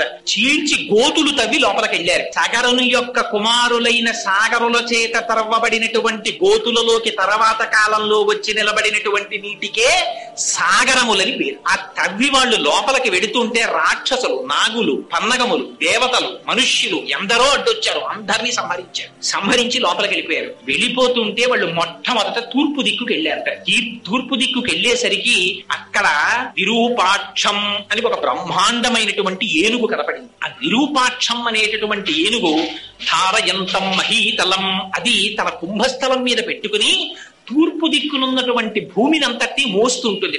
దానికి ఒక్కొక్కసారి ఆ పైన కుంభస్థలం నిప్పిడితే దాన్ని కదుపుతుంది. ఇలాగా ఆ కదిపినప్పుడు అటువైపుకి భూకంపాలు వస్తాయని రాశారు రామాయణంలో. ఆ దిశ అక్కడ చూశారు దాన్ని విరూపాక్షం. ఆ ఏనుగుని చూశారు, దానికి ప్రదక్షిణం చేశారు, అటువైపు నుంచి తిరిగారు, తిరిగి దక్షిణ దిక్కుకు వచ్చారు. ఆ దక్షిణ దిక్కుకు వచ్చేటప్పటికీ అక్కడ సుమహత్ పర్వతోపమా, అక్కడ ఇంకొక ఏనుగు కనపడింది. దాని పేరు ఆ మహాపద్మం, దాని పేరు మహాపద్మము అన్నారు. మహాపద్మం మహాత్మానం సుమహత్ పర్వతోపమా. ఆ ఏనుగు కూడా దక్షిణ దిక్కున ఉండేటటువంటి భూమిని తల మీద భరిస్తోంది. దానికి ప్రదక్షిణం చేశారు. అక్కడి నుంచి తిరిగారు, పశ్చిమ దిక్కుకు వచ్చారు. వచ్చేటప్పటికి సౌమనసం అనేటటువంటి ఇంకొక ఏనుగు కనపడింది. దానికి ప్రదక్షిణం చేశారు, దానికి నమస్కారం చేశారు. అది కూడా ధారయంతం మహీమిమాం, భూమండలాన్నంతటినీ మోస్తోంది. అక్కడి నుంచి ఉత్తర దిక్కుకు వచ్చారు. భద్రం అని ఇంకొక ఏనుగు కనపడింది. భద్రం భద్రేన వపుషో ధారయంతం మహీమిమాం, అది కూడా భూమిని మోస్తోంది 4 దిక్కుల. ఉత్తర దిక్కునున్నటువంటి ఏనుగు దగ్గరికి వచ్చారు. అక్కడా కనపడలేదు గుర్రం. పాతాళ లోకానికి చుట్టూ చూసేశారు. ఈశాన్య దిక్కుకు వెళ్ళారు. ఈశాన్య దిక్కున తపోవనంలో కపిల మహర్షి కూర్చుని తపస్సు చేసుకుంటున్నారు. అక్కడ చూశారు. అక్కడ వీళ్ళకి వాళ్ళ యాగాశ్వం కనపడింది గడ్డి మేస్తూ. ఆయన అంతర్ముఖుడై తపస్సు చేసుకుంటున్నాడు. ఈశాన సర్వ విద్యానాం ఈశ్వర సర్వభూతానాం బ్రహ్మాధిపతిర్బ్రహ్మణోధిపతిర్బ్రహ్మా శివో మే అస్తు సదాశివోం. ఆ మహర్షిగా అర్థం చేసుకుని ఉంటే సగరుల యొక్క వంశం పండిపోయి ఉంది. కానీ వాళ్ళు అనుకున్నారు ఇదే మహాత్ముల పట్ల ప్రవర్తించకూడని రీతిలో ప్రవర్తించడం అంటే ఇది. అక్కడ కపిల మహర్షి ఉన్నారు, తపస్సు చేసుకుంటున్నారు. ఈ పక్కనే గడ్డి తింటూ యాగాశ్వం కనపడింది. అంటే కపిల మహర్షే యాగాశ్వాన్ని అపహరించి తెచ్చారనుకున్నారు. ఏమిటి మనకి నేర్పుతోంది రామాయణం? నీ ఇన్ఫరెన్స్లు, నీకొచ్చిన తెలివితేటలు, నీ కంక్లూజన్స్ మహాత్ముల పట్ల పూర్తి చెయ్యకు. నీకేదో కొంత జ్ఞానం ఉందని, వారు ఎక్కడో కనపడ్డారని వెంటనే వారికి పేరు పెట్టేసి వారికి ఏదో తేడాగా నిర్ణయాలు చేసేసి నువ్వు తీర్పులు చెప్పకో. లేనిపోని ఉపద్రవాలు వస్తాయి. చూశారు కపిల మహర్షిని చూసి ఈయనే యాగాశ్వం ఎత్తుకొచ్చాడు అనుకున్నారు. అనుకుని చేతిలో పెద్ద పెద్ద గుణపాలు పట్టుకున్నారు, నాగళ్లు పట్టుకున్నారు. ఆ చేతులతోటి దుర్మార్గుడు ఈ కపిల మహర్షిని హింసించండి అని చెప్పి ఆయన మీదకెళ్లి పడిపోదామని పరిగెడుతున్నారు 60,000 మంది. చూశారు. శ్రుత్వాతు వచనం తేషాం కపిలో రఘునందన రోషేన మహతావిష్టో హుంకారమకరోత్తద తస్య కోపాగ్నినా దగ్ధా భవిష్యంతి నృపాత్మజాః. ఆయన భస్మరాశి కృతా సర్వే సాగు కాకుచ్చ సకరాత్మజాః. ఆయన వెంటనే చేతిలో ఆయుధం పట్టుకోలేదట కపిల మహర్షి. మహాతపస్సు కలిగినటువంటి వారి లక్షణం అలా ఉంటుంది. ఆయన మొహం ఎర్రపడిందిట. ఏమిట్రా 60,000 మంది నేను గుర్రాన్ని ఎత్తుకొచ్చానని నా మీదకి వస్తున్నారా అని చూశారట. రోషేన మహతావిష్టో, మొహం రోషం పుంజుకున్నారట. హుంకారమకరోత్తదా, హాయ్ అని పెద్ద హుంకారం చేశారట. సుందరకాండలో చెప్తారు, ప్రమమాధోరసాకాంక్షి కీచిత్తస్య నినాదేన తత్రైవ పతితా భువి. హనుమ ఒక్క పెద్ద నాదం చేశారంటే 10,000 మంది రాక్షసులు చచ్చిపోయారు. అలా ఒక్కసారి హుంకారం చేశారు కపిల మహర్షి. చేసేసరికి ఈ 60,000 మంది సగరులు కూడా బూడిద రాశులై పడిపోయారు. పడిపోయేటప్పటికీ ఆశ్చర్యపోయారు అందరూ. కపిల మహర్షి యొక్క తేజస్సు నుంచి ఉద్భవించినటువంటి కోపాగ్ని చేత కాలి బూడిదైపోయారు. ఈ వార్త ఎంతో కాలం నుంచి ఎదురు చూస్తున్నారు. ఈ సగరులు తిరిగి వస్తారు, గుర్రాన్ని పట్టుకొస్తారని. వీళ్ళు రారు. అక్కడ యజ్ఞం పూర్తవదు. చూశాడు సగరుడు, మళ్ళీ పిలిచాడు అంశుమంతుడిని. ఈ మాట నువ్వెళ్ళు పాతాళానికి, కానీ ఒకటి జాగ్రత్త, వెళ్ళేటప్పుడు నీకు విరోధులైన వారుంటారు కాబట్టి ఖడ్గాన్ని బాణాల్ని ధనస్సుని పట్టుకుని బయలుదేరు. పూజనీయులైనటువంటి వ్యక్తులు కనపడినప్పుడు మాత్రం వారిని పూజించి నమస్కరించి మాత్రమే వెళ్ళు. ఎవరిని పడితే వారిని వేధించి మాత్రం ప్రయాణించకని చెప్పాడు. బయలుదేరి తన ముందు తన తండ్రులైనటువంటి సగరులు ఎలా వెళ్లారో అలాగే రసాతలానికి బయలుదేరాడు. సరే, మొట్టమొదట కనపడింది ఆ విరూపాక్షం అనేటటువంటి ఏనుగు కనపడింది. ప్రదక్షిణం చేసి నమస్కారం చేశాడు. చెయ్యగానే ఆ విరూపాక్షం ఆశీర్వచనం చేసింది. అక్కడ నుంచి దక్షిణ దిక్కుకొచ్చాడు సగరుల్లాగే.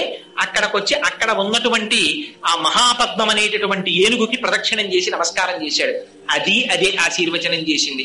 ఆ తర్వాత మిగిలిన ఏనుగులకి నమస్కారం చేశాడు. ఈశాన్య దిక్కుకు వెళ్ళాడు. కపిల మహర్షి ఆశ్రమం కనపడింది, గుర్రం కనపడింది. వెంటనే ఒక నమస్కారం చేశాడు. చేసి ఆ గుర్రాన్ని తీసుకొద్దామని దగ్గరికి వెళ్ళాడు. 60,000 మంది యొక్క భస్మరాశులు కనపడ్డాయి. వల ఏడిచాడు. అయ్యయ్యో, నా తండ్రులు 60,000 మంది బూడిదైపోయారు. వీళ్ళకి ఉత్తరగతులు లేవు. ఎందుకని? క్రోధాగ్ని చేత సంహరింపబడ్డారు. అందుకని ఊర్ధ్వలోకాలు లేవు, ఇటు అధోలోకాలు లేవు. ఆ మధ్యలో అంతరిక్షంలో ఎక్కడో వేలాడుతుంటారు. వీళ్ళకి ఉత్తమ గతులు కల్పించాలి. ఎందుకు ఈ మాట? రామాయణంలో కొన్ని తరాల వరకు తప్పించారు దీనికోసం. ఎందుకో తెలుసా అండి? కొడుకై పుట్టినటువంటి వాడి లక్షణము తండ్రి గారి దగ్గర డబ్బట్టుకుపోవడం, తండ్రి గారి ఆస్తి పంచుకోవడం కాదు. మరి ఏమిటి కొడుకు యొక్క లక్షణము? తండ్రికి ఉత్తమ గతులు కల్పించుట, తన కొడుకై పుట్టినందుకు. అందుకని కొడుకు అటువంటి వాడికే పుత్రుడని పేరు.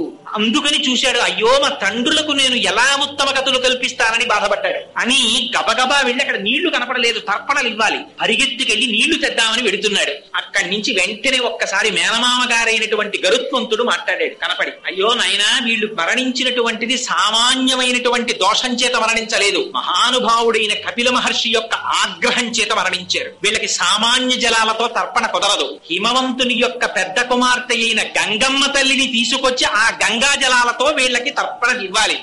ఆ గంగ వీళ్ళ భస్మరాశుల మించి ప్రవహించాలి. అప్పుడు వీళ్ళకి ఉత్తమ గతులు వస్తాయి. అప్పటి వరకు రావాలి. చూశాడు, విన్నాడు.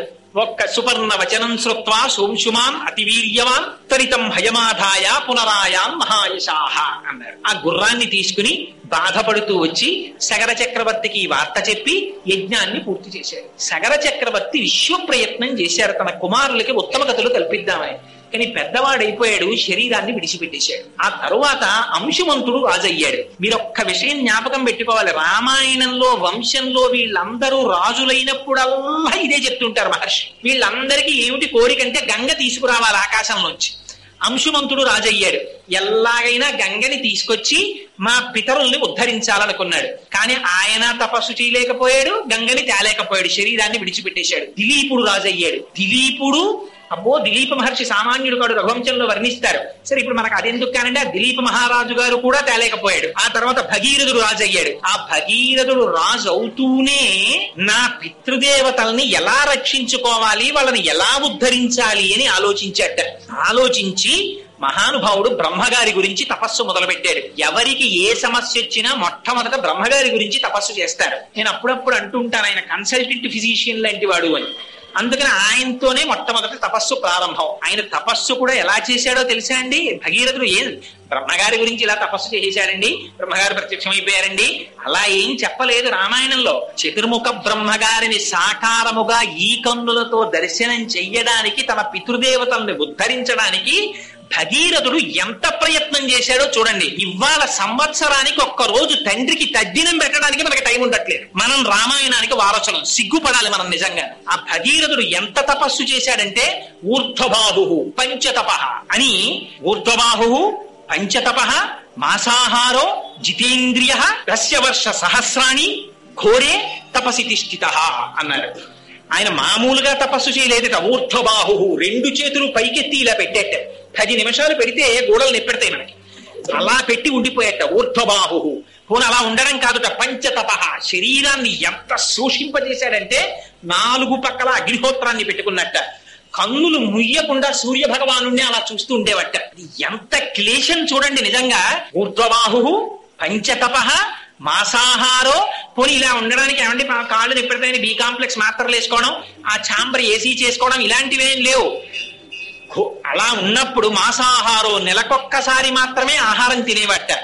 ఇది కూడా పోనీ ఇంత బాధపడుతున్నాడని ఇక్కడ గోడ నెప్పెడుతోందని తెలియడం, కళ్ళల్లోంచి నీళ్లు వస్తున్నాయని తెలియడం, ఇవేం కాదుట. జితేంద్రియ. ఆ మాటలు చూడండి, వాల్మీకి మహర్షి వేసినవి. దేవీ భాగవతంలో వ్యాసుడు అంటాడు, ఇంద్రియాని బలిష్టాని ననియుక్తాని మానద. ఏమిటో నువ్వు ఇన్ని కబుర్లు చెప్తావు, అక్కడికి వెళ్ళిపోయానండి, ఇక్కడికి వెళ్ళిపోయానండి, అది చేశానండి, ఇచ్చేసానండి అని చెప్తావు. ఏది నీ కన్ను చూడకూడదన్న దాన్ని చూడకుండా ఆపు చూస్తాను, చూడలేవు. ఇంద్రియాని బలిష్టాని ననియుక్తాని మానద. భ్రమన్ సర్వతీర్థేషు స్నాత్వా స్నాత్వా పునః పునః నిర్మలన్న మనోయావత్ తావత్ సర్వం నిరర్థకం అంటాడు. ఎందుకురా ఎన్ని తీర్థాలు తిరిగితే ఏం సుఖం రా? నీ మనస్సును నువ్వు నిగ్రహించలేకపోతున్నావు. లోకములన్నయున్ గెలిచినాడ ఇంద్రియానీకము చిత్తమున్ గెలువనేరవు. నిన్ను నిబద్దు చేయు భీషణ శత్రులార్గుల ప్రభిన్నుల చేసిన ప్రాణికోటిలో నీకు విరోధి లేడపడు నిర్పున చూడుము ధనవేశ్వర అంటాడు ప్రహ్లాదుడు హిరణ్యకశిపుడితో భాగవతంలో. లోపల శత్రువుల్నే మనం జయించలేము. కామ క్రోధస్య లోభస్య దేహే తిష్టంతి తస్కరాహ జ్ఞానరత్నాపహారాయ తస్మాత్ జాగ్రత్త జాగ్రత్త అంటారు శంకర భగవత్పాదాచార్యులు. అందుచేత పాపం ఆయన ఊర్ధ్వబాహు పంచతప మాసాహారో జితేంద్రియ, ఇంద్రియాల్ని నిగ్రహించాడు. అలా ఎన్నాళ్ళు చేశాట తపస్సు? వర్ష సహస్రాణి, ఏమో లెక్క తెలియదన్న. అలా ఎన్ని సంవత్సరాలు తపస్సు చేశాడో ఆయనకి తెలియదు. ఆయన ఏం క్యాలెండర్లు డేట్లు ఇవన్నీ ఏం చూసుకోలేదు. వర్ష సహస్రాణి ఘోరే తపసి తిష్ఠిత. ఘోరమైన తపస్సు చేస్తూ ఉండిపోయాడు. ఎవరి కోసం? తన కోసం కాదు. తనకి సంతతే లేదు అసలు భగీరథుడికి. తన సంతతి కోసం కాదు ఈ తపస్సంతా. ఎవరి కోసం? తన పితృదేవతల్ని ఉద్ధరించడం కోసం మనుష్యుడై పుట్టినవాడు చెయ్యవలసినదేది. యథావల్లభుల పురుషోత్తం గారు ధర్మాంజలిలో రాశారు, పితృదేవతారాధన చెయ్యవలసినటువంటి తిథిలో దేవతారాధన చెయ్యవలసిన పర్వదినం వస్తే పితృదేవతారాధన చెయ్యాలా దేవతారాధన చెయ్యాలా అన్న మీమాంస వస్తే పితృదేవతారాధనకే పెద్దపీట వేయాలన్నారు. ఎందుకని? మనుష్యుడిగా పుట్టిన తర్వాత నీ ధర్మం నువ్వు చేసి తీరాలి, విహితం. ఇంత తపస్సు చేస్తే బ్రహ్మగారు ప్రత్యక్షమయ్యారు. ఎలా? దేవతలతో కలిసి ప్రత్యక్షమయ్యారు. ప్రత్యక్షమై చాలా సంతోషించాను భగీరథ నీ తపస్సుకి. ఇంత ఘోరమైన తపస్సు దేని కొరకు చేశావు అని అడిగారు. ఆయనకి తెలియదా? కానీ అడుగుతారు. ఆయన అన్నాడు, మా పితృదేవతలు బూడిద కుప్పలు అయిపోయారు. ఆ కపిల మహర్షి యొక్క ఆగ్రహం చేత వాళ్ళు ఉద్ధరింపబడడానికి గంగ ఆకాశం నుంచి కింద పడాలి. ఆ కింద పడి అక్కడి నుంచి పాతాళ లోకంలోకి వెళ్ళి ఆ భస్మరాసుల మించి ప్రవహించాలి. రెండు, నాకు సంతతి లేదు. అక్కడ పితృదేవతలను ఎవరు ధరిస్తున్నారు? తాను సంతానంలో వంశంలో ఉన్నాడు కనుక తాపత్రయపడుతున్నాడు. రేపు పొద్దున తనను ఉద్ధరించడానికి వంశం ఉండాలి. మరి పితృదేవతలు సంతోషించాలంటే రెండు చెయ్యాలి. ఏమిటి? పితృ రుణం తీర్చుకోవాలంటే తాను పెళ్లి చేసుకుని పిల్లల్ని కని తీరాలి, అందుకని వివాహం చేసుకోవాలి. రెండవది ఏమిటి? తన పితృదేవతల్ని ఉద్ధరించడానికి కావలసినటువంటి పితృకార్యాన్ని తాను నెరవేర్చాలి.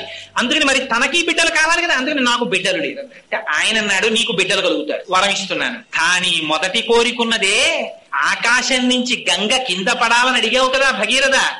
అది గంగాయా పతనం రాజన్ పృథివీన సహిష్యతి. ఆకాశంలోంచి గంగ కాని భూమి మీద పడిందా ఈ భూమి భరించలేదు. తట్టుకోగలిగినటువంటి శక్తి భూమికి లేదు. అందుకని తాం వై ధారయితుం నాణ్యం పశ్యామి శూలినః. అలా గంగని పట్టుకోగలిగినటువంటి వాడు మధ్యలో నిలబడగలిగిన మొనగాడు ఒక్కడే ఉన్నాడు. ఎవరు? పరమశివుడు ఒక్కడే నిలబడగలడు. ఇంకా ఎవరి సాధ్యం కాదు ఆ గంగని పట్టడం. అందుకని నీకేమైనా ఓపిక ఉంటే ఆయన గురించి తపస్సు చేయమన్నాడు. మహాప్రభు గొప్ప ఆలోచన చెప్పారని బయలుదేరి పాపం మళ్ళీ తపస్సుకి వెళ్ళాడు. వెళ్ళి ఎలా చేశాట తపస్సు? ఈసారి బొటనవేలి యొక్క చివరి భాగం మీద నిలబడి ఉండిపోయేట. ఉండిపోయి 1 సంవత్సరం తపించేట పరమేశ్వరుడి కోసం. శివానుగ్రహం అంటే ఎలా ఉంటుందో చూడండి.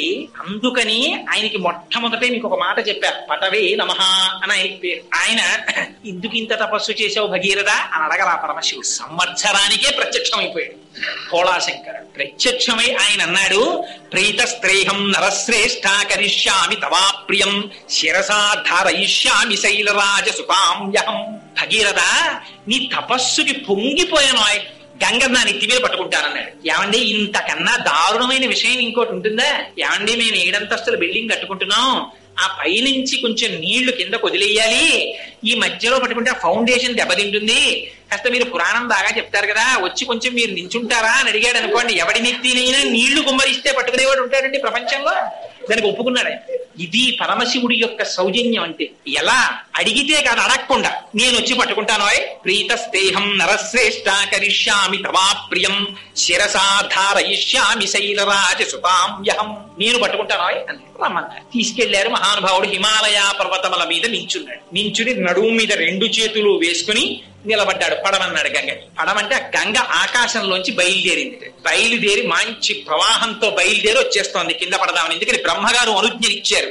పరమశివుడు అలా నిలబడిన నాడు నువ్వు కిందకు పడని చెప్పాడు. అందుకని వచ్చి చూసిందిట పరమశివుడిని. కింద చూసి ఒక పెద్ద నవ్వు నవ్వింది. ఏమిటో విర్రాడు, నన్ను పట్టుకుంటానని నించున్నాడు. అక్కడి నుంచి నేను కింద పడితే ఆ బుర్ర ఉంటుందా? అదిరిపోతుంది. తెలియక చాలా మంది జలపాతాల కిందకి వెళ్ళి కపిల తీర్థంలోనూ అక్కడ ముందు గబుక్కును ఓడిగుండు పెట్టేస్తారు. పెట్టేసిన తర్వాత తల అదిరిపోతుంది. అమ్మో, అప్పుడు 2 చేతులు పైనెట్టుకుని మళ్ళీ జలపాతం కింద నిలబడుతుంటారు.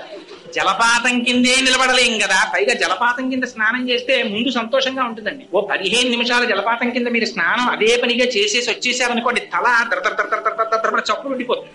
ఎందుకంటే ఆ నీళ్లు పడిన సౌండ్ కి అది అబ్జార్బ్ చేసుకుని ఉంటుంది. ఆ తర్వాత కాసేపు రైలు ఎక్కినా బస్సు ఎక్కినా ఇది ఎప్పటికీ తగ్గుతుందని భయం వేస్తుంది మనకి. అందుకని అలాంటిది గంగావతరణాన్ని ధరించడమా? ఏమిటో విర్రాడిలా నించున్నాడు పాపం. ఓ పని చేస్తాను, వచ్చి ఇంతలా నించున్నాడు కదా, అందుకని ఈయనకి ఇచ్చే కానుక ఏమిటంటే, నేను మొసళ్లతో, కాబేటికాయలతో, ఎండ్రకాయలతో, చేపలతో పైనుంచి కింద పడి ఈయన అహంకారం పోయేటట్టుగా ఈయన్ని కూడా పాతాళానికి ఈడ్చుకుపోతానండి. ఆయనకి తెలిసిందన్నారు పరమశివుడు. ఎలా తెలుస్తుంది? ఆయన సర్వభూతముల యందు ఉంటాడు. శివుడు లేకపోతే మంగళం ఎక్కడుందండి? లోపల ఆయన ఉన్నాడు కాబట్టి మంగళం. బాగున్నారా బాగున్నారా బాగున్నారా అని పిలుస్తారు. ఒక్కసారి ఆయన బయటికి వెళ్ళిపోయాడు అనుకోండి, షీ పోతుంది, షా అవుతుంది. అది శవం అయిపోయి చాపేసి బయట పడుకోబెట్టేస్తాడు. అందుకని ఆయనకి తెలియదు ఎక్కడ ఎవడేమనుకుంటున్నాడో. అందుకని ఆయన లోపల ప్రవేశించాడు. శివుని ఆజ్ఞ లేనిదే చీమైనా పుట్టదు. 3వ కంటి వాడికి తెలియకుండా చేసేయండి అంటారు. 3వ కంటి వాడికి తెలియకుండా కాదు, 3వ కంటి వాడికి తెలియకుండా ఏది అవ్వదు. 3 కన్నులు ఉన్నవాడు అన్ని చూస్తుంటాడు. 3వ కంటికి తెలియకుండా అంటే ఈ 2 కళ్ళకే తెలియదు సుమాన్ అని అర్థం. 3వ కంటికి తెలియకుండా అనడానికి 3వ కంటి వాడికి తెలియకుండా ఎవడి సాధ్యం కాదు. అది అసలు విన్నవాడు ఏమన్నా నేను చేయలేను సార్ అయితేనన్నా, కానీ వీడంటాడు అలాగే సార్ చేసేస్తానంటాడు. 3వ కంటి వాడికి తెలియకుండా వీడు చేయడం ఏంటి, అలా చేస్తారు. అందుకని ఆయనకి తెలియదా. అందుకని ఆయన గంగ యొక్క అహంకారాన్ని పసిగట్టాడు. ఓహో గంగ, ఇంత అహంకరిస్తున్నావు కదా, నీకు ఒక పాఠం నేర్పుతాను అనుకున్నాడు. ఆయన జటాజూటాన్ని విస్తరించాడు. విస్తరిస్తే అది పరమ పవిత్రము అన్నాడు. ఎంత పవిత్రం అంటే పరమశివుని యొక్క జటాజూటం, అది హిమవత్ పర్వతం ఎంత పవిత్రమో అంత పవిత్రంగా విస్తరించింది. ఆ పైనుంచి గంగ ఒక్కసారి ఆ జటాజూటంలోకి పడింది. పడేటప్పటికీ ఎటువంటి గంగ? పుణ్యే రుద్రస్య మూర్ధని, ఆయన యొక్క మూర్ధ భాగమునందొచ్చి పడింది. పడగానే గంగ అనుకుంది నేను శివుణ్ణి ఈడ్చుకుపోతాననుకుంది. పరమశివుడు ఏం చేశాడు? జటాజూటాన్ని విస్తరించాడు. 1 సంవత్సర కాలం అయిపోయిందిట. ఒక నీటి చుక్క కింద పడలేదు. ఆ జటాజూటంలో తిరుగుతూనే ఉంది పాయల నిండా. చుక్క చెమట కారినంత కిందకి కూడా జారలేదు వెంట్రుకల్లోంచి. ఇది విచిత్రం. వెంట్రుకల్లో నీళ్లు పట్టగలిగిన వాడు ఉంటాడా? పైగా ఓ కుండలో పట్టేవాడు ఉంటాడు, బిందెలో పట్టేవాడు ఉంటాడు. 4 వెంట్రుకలు ఇచ్చి నీళ్ళు ఎక్కడా అంటే ఎవరు పట్టుకొస్తారు? ఆయన జటాజూటంలో పట్టేశాడు గంగ. అందుకని ఆయనకి అటువంటి పేరు. అందుకని పటవే నమః. ఆయన చెయ్యలేంది లేదు. పరమశివుడు తలుచుకుంటే చెయ్యలేందే ఉంటుందండి. అప్పుడు అందుకే స్తోత్రం చేశారు ఆయన్ని. జటాటవీగల జల ప్రవాహ పావిత స్థలే గలే వలం జలం వితాంభుజంగ తుంగ మాలికాం ఢమఢమఢమన్ నినాదమడ్డ వర్వయం చకార చండ తాండవం తనోతున శివ జటాకటాహ సంభ్రమ భ్రమం నిలింప నిర్ఝరీ విలోల వీచి వల్లరీ విరాజమాన మూర్ధని ధగద్ధగద్ధగ జ్వలల్లలాట పక్ష పావకే కిశోర చంద్రశేఖరే రతి ప్రతిక్షణం మమ అని ఆ మహానుభావుడు జటాజూటంలో నీళ్లు పెట్టుకుని సాయంకాలం వేళ సంధ్యానాట్యం చేస్తుంటే కుండలో నీళ్లు గిరగిరా గిరగిరా తిరిగినట్టు తిరుగుతుంటుంది ఆ గంగ. అలా తిరుగుతూ ఉండిపోయింది ఏడాది పాటు. ఉండిపోతే గంగా రోషం బానే ఉంది, పరమశివుని యొక్క ప్రతాపం బానే ఉంది. పాపం మధ్యలో నిలబడ్డవాడు భగీరథుడు. ఏడాదైంది నీటి చుక్క కింద పట్టలేదు. చూశాడు చూశాడు చూశాడు. పాపం అనుకున్నాడు ఏమిటిది ఎంతకీ రావట్లేదు ఏమిటని అడిగాడు. అడిగితే పరమశివుడు కట్టేశాడయ్యా, మళ్ళీ ఇంకొకసారి మళ్ళీ తపస్సు చెయ్యన్నాడు. మళ్ళీ తపస్సు మొదలెట్టాడు పరమశివుడు కోసం. స్వామి, ఆ గంగ రోషానికి పోతే పోయింది, అదేమిటి స్వామి అలా కట్టేశారు, మా పితరుల్ని ఎప్పటికి ఉద్ధరిస్తారు, విడిచిపెట్టండి స్వామి అన్నాడు. సా కదం చిన్మహీం గంతుం న శక్నోత్యస్తమాస్థిత నైవ నిర్గమనం లేబే జటామండల మోహిత. ఆ జటాజూటంలో ఉండిపోయినటువంటి గంగటండి ఎప్పుడైతే పరమశివుడు మార్గం ఇచ్చాడో అది కూడా ఎక్కడ పడేటట్టు వదిలిపెట్టాట, హిమాలయ పర్వతాల మీద బ్రహ్మగారి చేత నిర్మింపబడినటువంటి బిందు సరోవరంలో పడేటట్టుగా వదిలిపెట్టేటప్పటికి అక్కడి నుంచి గంగ కింద పడిపోతుంటే గగనాశంకరస్థితతో ధరణిమాశ్రిత వ్యసర్పత జలంతత్ర తీవ్ర శబ్ద పురస్కృతం. అది ఎలా పడిందిట? పడేటప్పుడు మొసళ్లతో పడిపోయింది, ఎండ్రకాయలతో పడిపోయింది, చేపలతో పడిపోయింది, పావులతో పడిపోయింది. ఒక చోట బ్రహ్మాండమైనటువంటి శబ్దం, ఒక చోట ఒడులు, ఒక చోట సుడులు, ఒక చోట బ్రహ్మాండమైనటువంటి నురుగు, ఒక చోట వంకరలు తిరుగుతోంది, ఒక చోట మెల్లగా పారుతోంది, ఒక చోట చూసేటప్పటికే ఒళ్ళు భయం వేసి అంత శబ్దంతో పడిపోతోంది. అలా గంగ ఆ జటాజూటంలోంచి కింద పడిపోతోంది. చూసిన వాడికే ఇంత భయం అయితే ఎంత భయం! ఎంత గొప్ప శ్లోకం రాశారో తెలుసా అండి వాల్మీకి మహర్షి అక్కడ. తత్ర దేవా సగంధర్వా వసుధా తమవాసినః భవాంగపతితంతో యం పవిత్ర విధిపస్పృశు.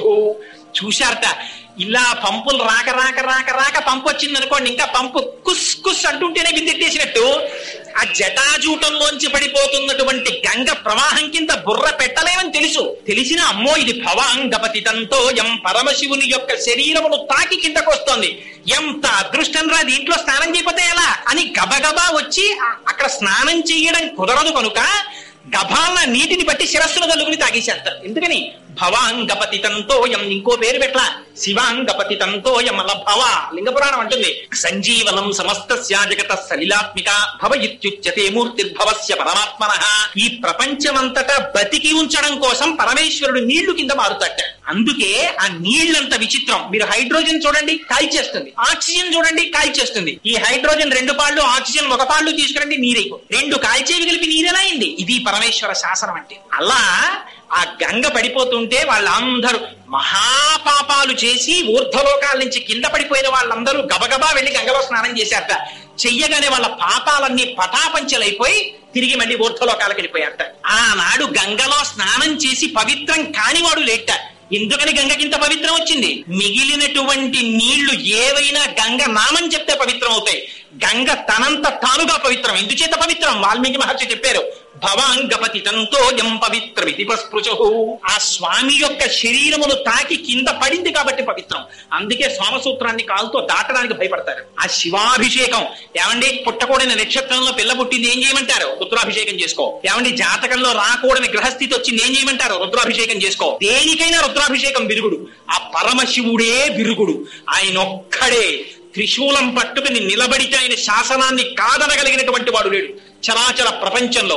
శ్రీశైలే స్వర్ణశృంగే మణికన రచితే కల్పవృక్షాలి సీతే స్ఫీతే సంవర్ణ రత్న స్ఫురిత నవగృహే దివ్యపీఠే శుభార్హే ఆసీన సోమచూఢ సకృణమయన సంగరస్వేరవక్త్ర శంభుశ్రీ భ్రమరీశ ప్రకటిత విభవో దేవతా సార్వభౌమ అంటారు.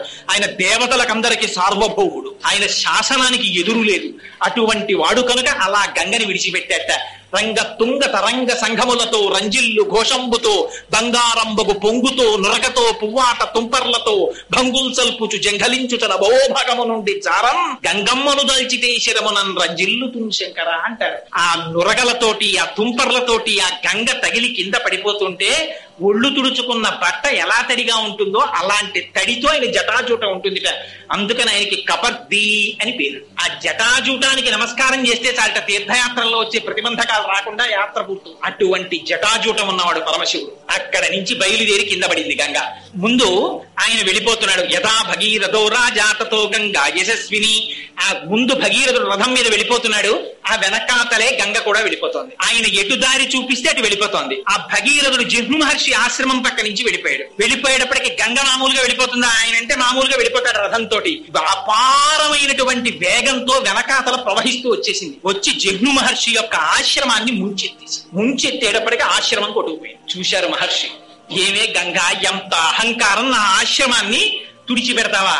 చూడు ఏం చేస్తాను అని తన అరచేతిలోకి తీసుకుని గంగను తాగేసేటప్పటికి చుక్క గంగ లేదు. పాపం భగీరథుడు ముందెళ్ళిపోతున్నాడు, వెనకాతల చప్పుడు ఆగిపోయింది. వెనక్కి తిరిగి చూస్తే గంగలేదు.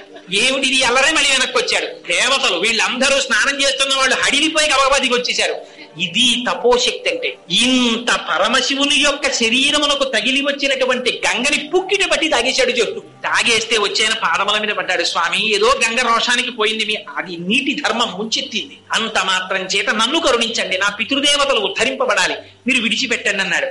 అయితే నీ కోసం విడిచిపెట్టేస్తున్నాను అన్నారు. ఇది ఉత్తమే క్షణకోపస్య మధ్యమే ఘటికాత్వయం అథమే స్యాదహోరాత్రం పాపిష్టే మరణాంతక. ఎప్పుడైనా గుర్తుపెట్టుకోండి, వాడు ఎలాంటి వాడో ఎలా తెలుసుకోవచ్చో తెలుసా అండి? అస్తమానం కనపడినప్పుడల్లా 1973లో వాడు అలా చేసి ఉండకపోతేనండి అని వాడు అంటున్నాడు అనుకోండి, వాడు పాపిష్టే మరణాంతక, వాడు పాపిష్టి వాడు అనమాట. వాడు చచ్చే వరకు అలాగే చెప్పుకుంటూ ఉంటాడు జరిగిన పొరపాటుని. ఇలా కోపం వచ్చి అలా తగ్గిపోయింది అనుకోండి, ఉత్తమే క్షణకోపస్య మధ్యమే స్థితికాత్వయం. కోపం చేత వాడు ఎలాంటి వాడో నువ్వు నిర్ణయం చేసుకొని ప్రిస్క్రిప్షన్ రాసి ఇచ్చేశారు పెద్దవాళ్ళు. జన్నువు మహోత్తముడు కనుక, మహర్షి కనుక ఇలా వచ్చిన కోపం అలా పోయింది. అయ్యో నీ కోసం విడిచిపెట్టేస్తున్నానయ్యా అన్నాడు అని తన చెవుల్లోంచి విడిచిపెట్టేశాడు కనుక. జన్నువు యొక్క చెవుల్లోంచి వచ్చింది కాబట్టి జాహ్నవి. తస్మాత్ సుతా గంగా జాహ్నవి జాహ్నవి ప్రోచిత. ఆ జహ్నువు యొక్క చెవుల్లోంచి వచ్చింది కాబట్టి జాహ్నవి అని పేరు పెట్టుకుని మళ్ళీ భగీరథ రథానుగా, భగీరథుడు ఎటువైపు నడిస్తే అటువైపు ఆ రథాన్ని అనుసరించి వెళ్ళిపోయింది. చిట్ట చివర పాతాళ లోకానికి వెళ్ళింది. వెళ్ళి ఒక్కసారి అక్కడ ఉన్నటువంటి 60,000 మంది సగరుల యొక్క భస్మరాశుల నుంచి ప్రవహించింది. వెంటనే వాళ్ళందరికీ ఉత్తమ గతులు కలిగాయని మనకెలా తెలుసు అంటే భస్మస్యథా ప్లుతే రామ అని వెంటనే అక్కడికి చతుర్ముఖుడైనటువంటి బ్రహ్మగారు ప్రత్యక్షమయ్యారు.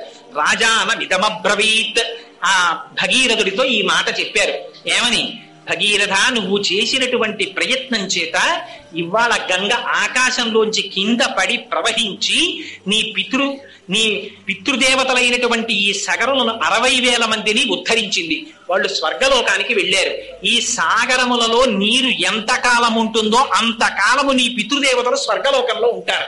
నీకు వరం ఇస్తున్నాను. అంతేకాదు, ఇంతకు ముందు ఆకాశంలో ప్రవహించినటువంటి గంగకి మందాకిని అని పేరు. ఆ తర్వాత హిమాలయ పర్వతముల మీద పడి భూమి మీద ప్రవహించినటువంటి గంగకి నువ్వు కష్టపడి తెచ్చావు కనుక నీ పేరు మీద భాగీరథి అని పేరు. అది పాతాళ లోకానికి వెళ్ళినప్పుడు భోగవతి అని పేరు.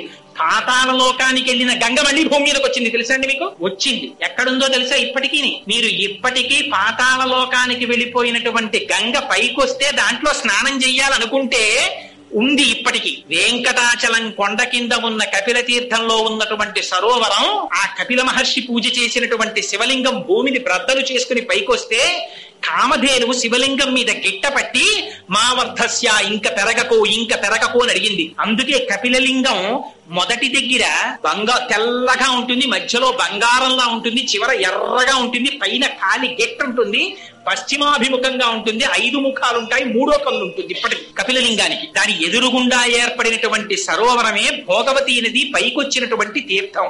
ఇప్పటికీ కార్తీక మాసంలో పౌర్ణమి రోజున మిట్ట మధ్యాహ్నం 12 గంటల వేళ 10 నిమిషాల పాటు ఈ బ్రహ్మాండములలో ఉన్న సమస్త తీర్థములు వచ్చి అక్కడ పుష్కరిణిలో చేరుతాయి. అక్కడ స్నానం చేస్తే వాళ్ళకున్నటువంటి పాపరాశి అంతా ధ్వంసం అయిపోతుంది. ఇప్పటికీ అందుకే ఆశ్వీజ మాసంలో కపిలేశ్వరంలో కపిలలింగానికి అన్నాభిషేకం చేస్తారు. 450 కిలోల అన్నం వండి నమక చమకాలు చెప్తూ అన్నంతో అభిషేకం చేసి అన్నలింగం పెడతారు. ఆ లింగం మీద మళ్ళీ అన్నలింగం పెడతారు. 3 గంటలకే ఆ లింగాన్ని తీసి పుష్కరిణిలో నిమజ్జనం చేస్తారు. చేసి కూరగాయలు, పెద్ద పెద్ద ఆనపకాయలు, పొట్లకాయలు, కాకరకాయలు, ఇవన్నీ కాయలుగా ఉడికించేస్తారు. ఉడికించి వాటితో త్రిశూలం, నాగాభరణాలు, 3వ కన్ను ఇవన్నీ పెడతారు. పెట్టి చిట్ట చివర సాయంకాలం ప్రదోష వేళలో ఈ అన్నలింగాన్ని దర్శనమిస్తారు. అన్నలింగాన్ని దర్శనం చేయొచ్చు. అప్పుడు ఆ అన్నలింగం మీద ఉన్న అన్నాన్ని ఉన్న కాయగూరల్లో కొంత భాగాన్ని కలిపి వచ్చిన వాళ్ళ చేతిలో ప్రసాదంగా ఇస్తారు. అటువంటి అన్న ప్రసాదం ఎవరు తింటారో వాళ్ళకి రాబోయేటటువంటి ఎన్ని జన్మలున్నాయో అన్ని జన్మలలో వాడికి అన్నమునందు ఆర్తి ఉండదు, వాడికి దరిద్రం ఉండదు. ఇది నువ్వు తినకు అని డాక్టర్ల చేత వాడు చెప్పబడడు. రాపేయం ధస్సస్పతే దరిద్రం నీలలోహిత. అడుగుతున్నాం కదా తెల్లవారు లేస్తే, స్వామి మాకు ఎటువంటి ఉపద్రవం రాకుండా చతుష్పదే, ఆ 4 పాదాలున్నవి, విపదే, ఇవన్నీ సంతోషంగా ఉండాలని. అదిగో అక్కడికి వచ్చింది భోగవతి మళ్ళీ పైకెక్కి. కానీ గంగావతరణం మాత్రం త్రిపథక వరకు చెప్పారు. ఆ పడినప్పుడే ఆ గంగ హిమాలయ పర్వతాల మీద పడినప్పుడు 3 పాయలు తూర్పు దిక్కుకు వెళ్ళిపోయాయి. వాటికే లాదిని, నళిని, పాదిని అని పేరు. ఈ 3 పాయలు తూర్పు ముఖంగా వెళ్ళాయి, 3 పాయలు పశ్చిమాభిముఖంగా వెళ్ళిపోయింది నీరు. ఆ 3 పాయలు ఇటుపక్కకి వెళ్ళిపోయినటువంటి వాటికే సుచక్షువు, సీత, సింధువు అని పేరు. 7వ పాయ భగీరథుడి వెనకాతలు వెళ్ళింది, అది భాగీరథి.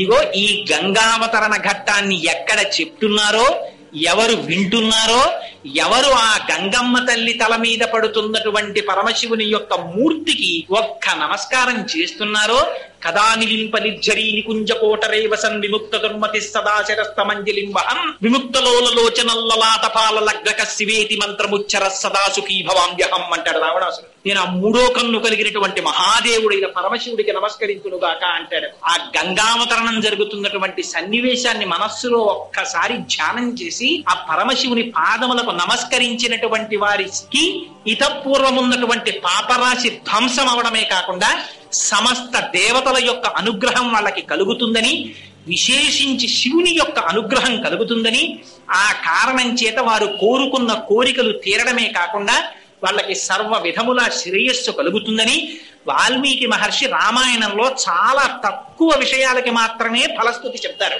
అలాంటిది గంగావతరణ ఘట్టానికి విశేషమైనటువంటి ఫలస్తుతి చెప్పారు. అంత పరమ పవిత్రమైనటువంటి గంగావతరణ ఘట్టాన్ని కృత్తికా నక్షత్రంతో చంద్రుడు కూడిన కార్తీక మాసంలో, అందున ఇవాళ స్థిరవారం సాయంకాలం వేళ శివాలయంలో అటువంటి ఘట్టాన్ని చెప్పుకోవడం, వినడం, ఇవి మన వల్ల జరిగేవా? పరమశివుని యొక్క నిర్హేతుకమైనటువంటి కృపాకటాక్షము ప్రసరించినది కనుక ఇవాళ మనం ఆ విషయాన్ని చెప్పుకోగలిగాం. రేపటి రోజున శివ సంబంధంగా వేరొక విషయాన్ని 6:30 ప్రారంభం చేసి విజ్ఞాపన చేస్తాను.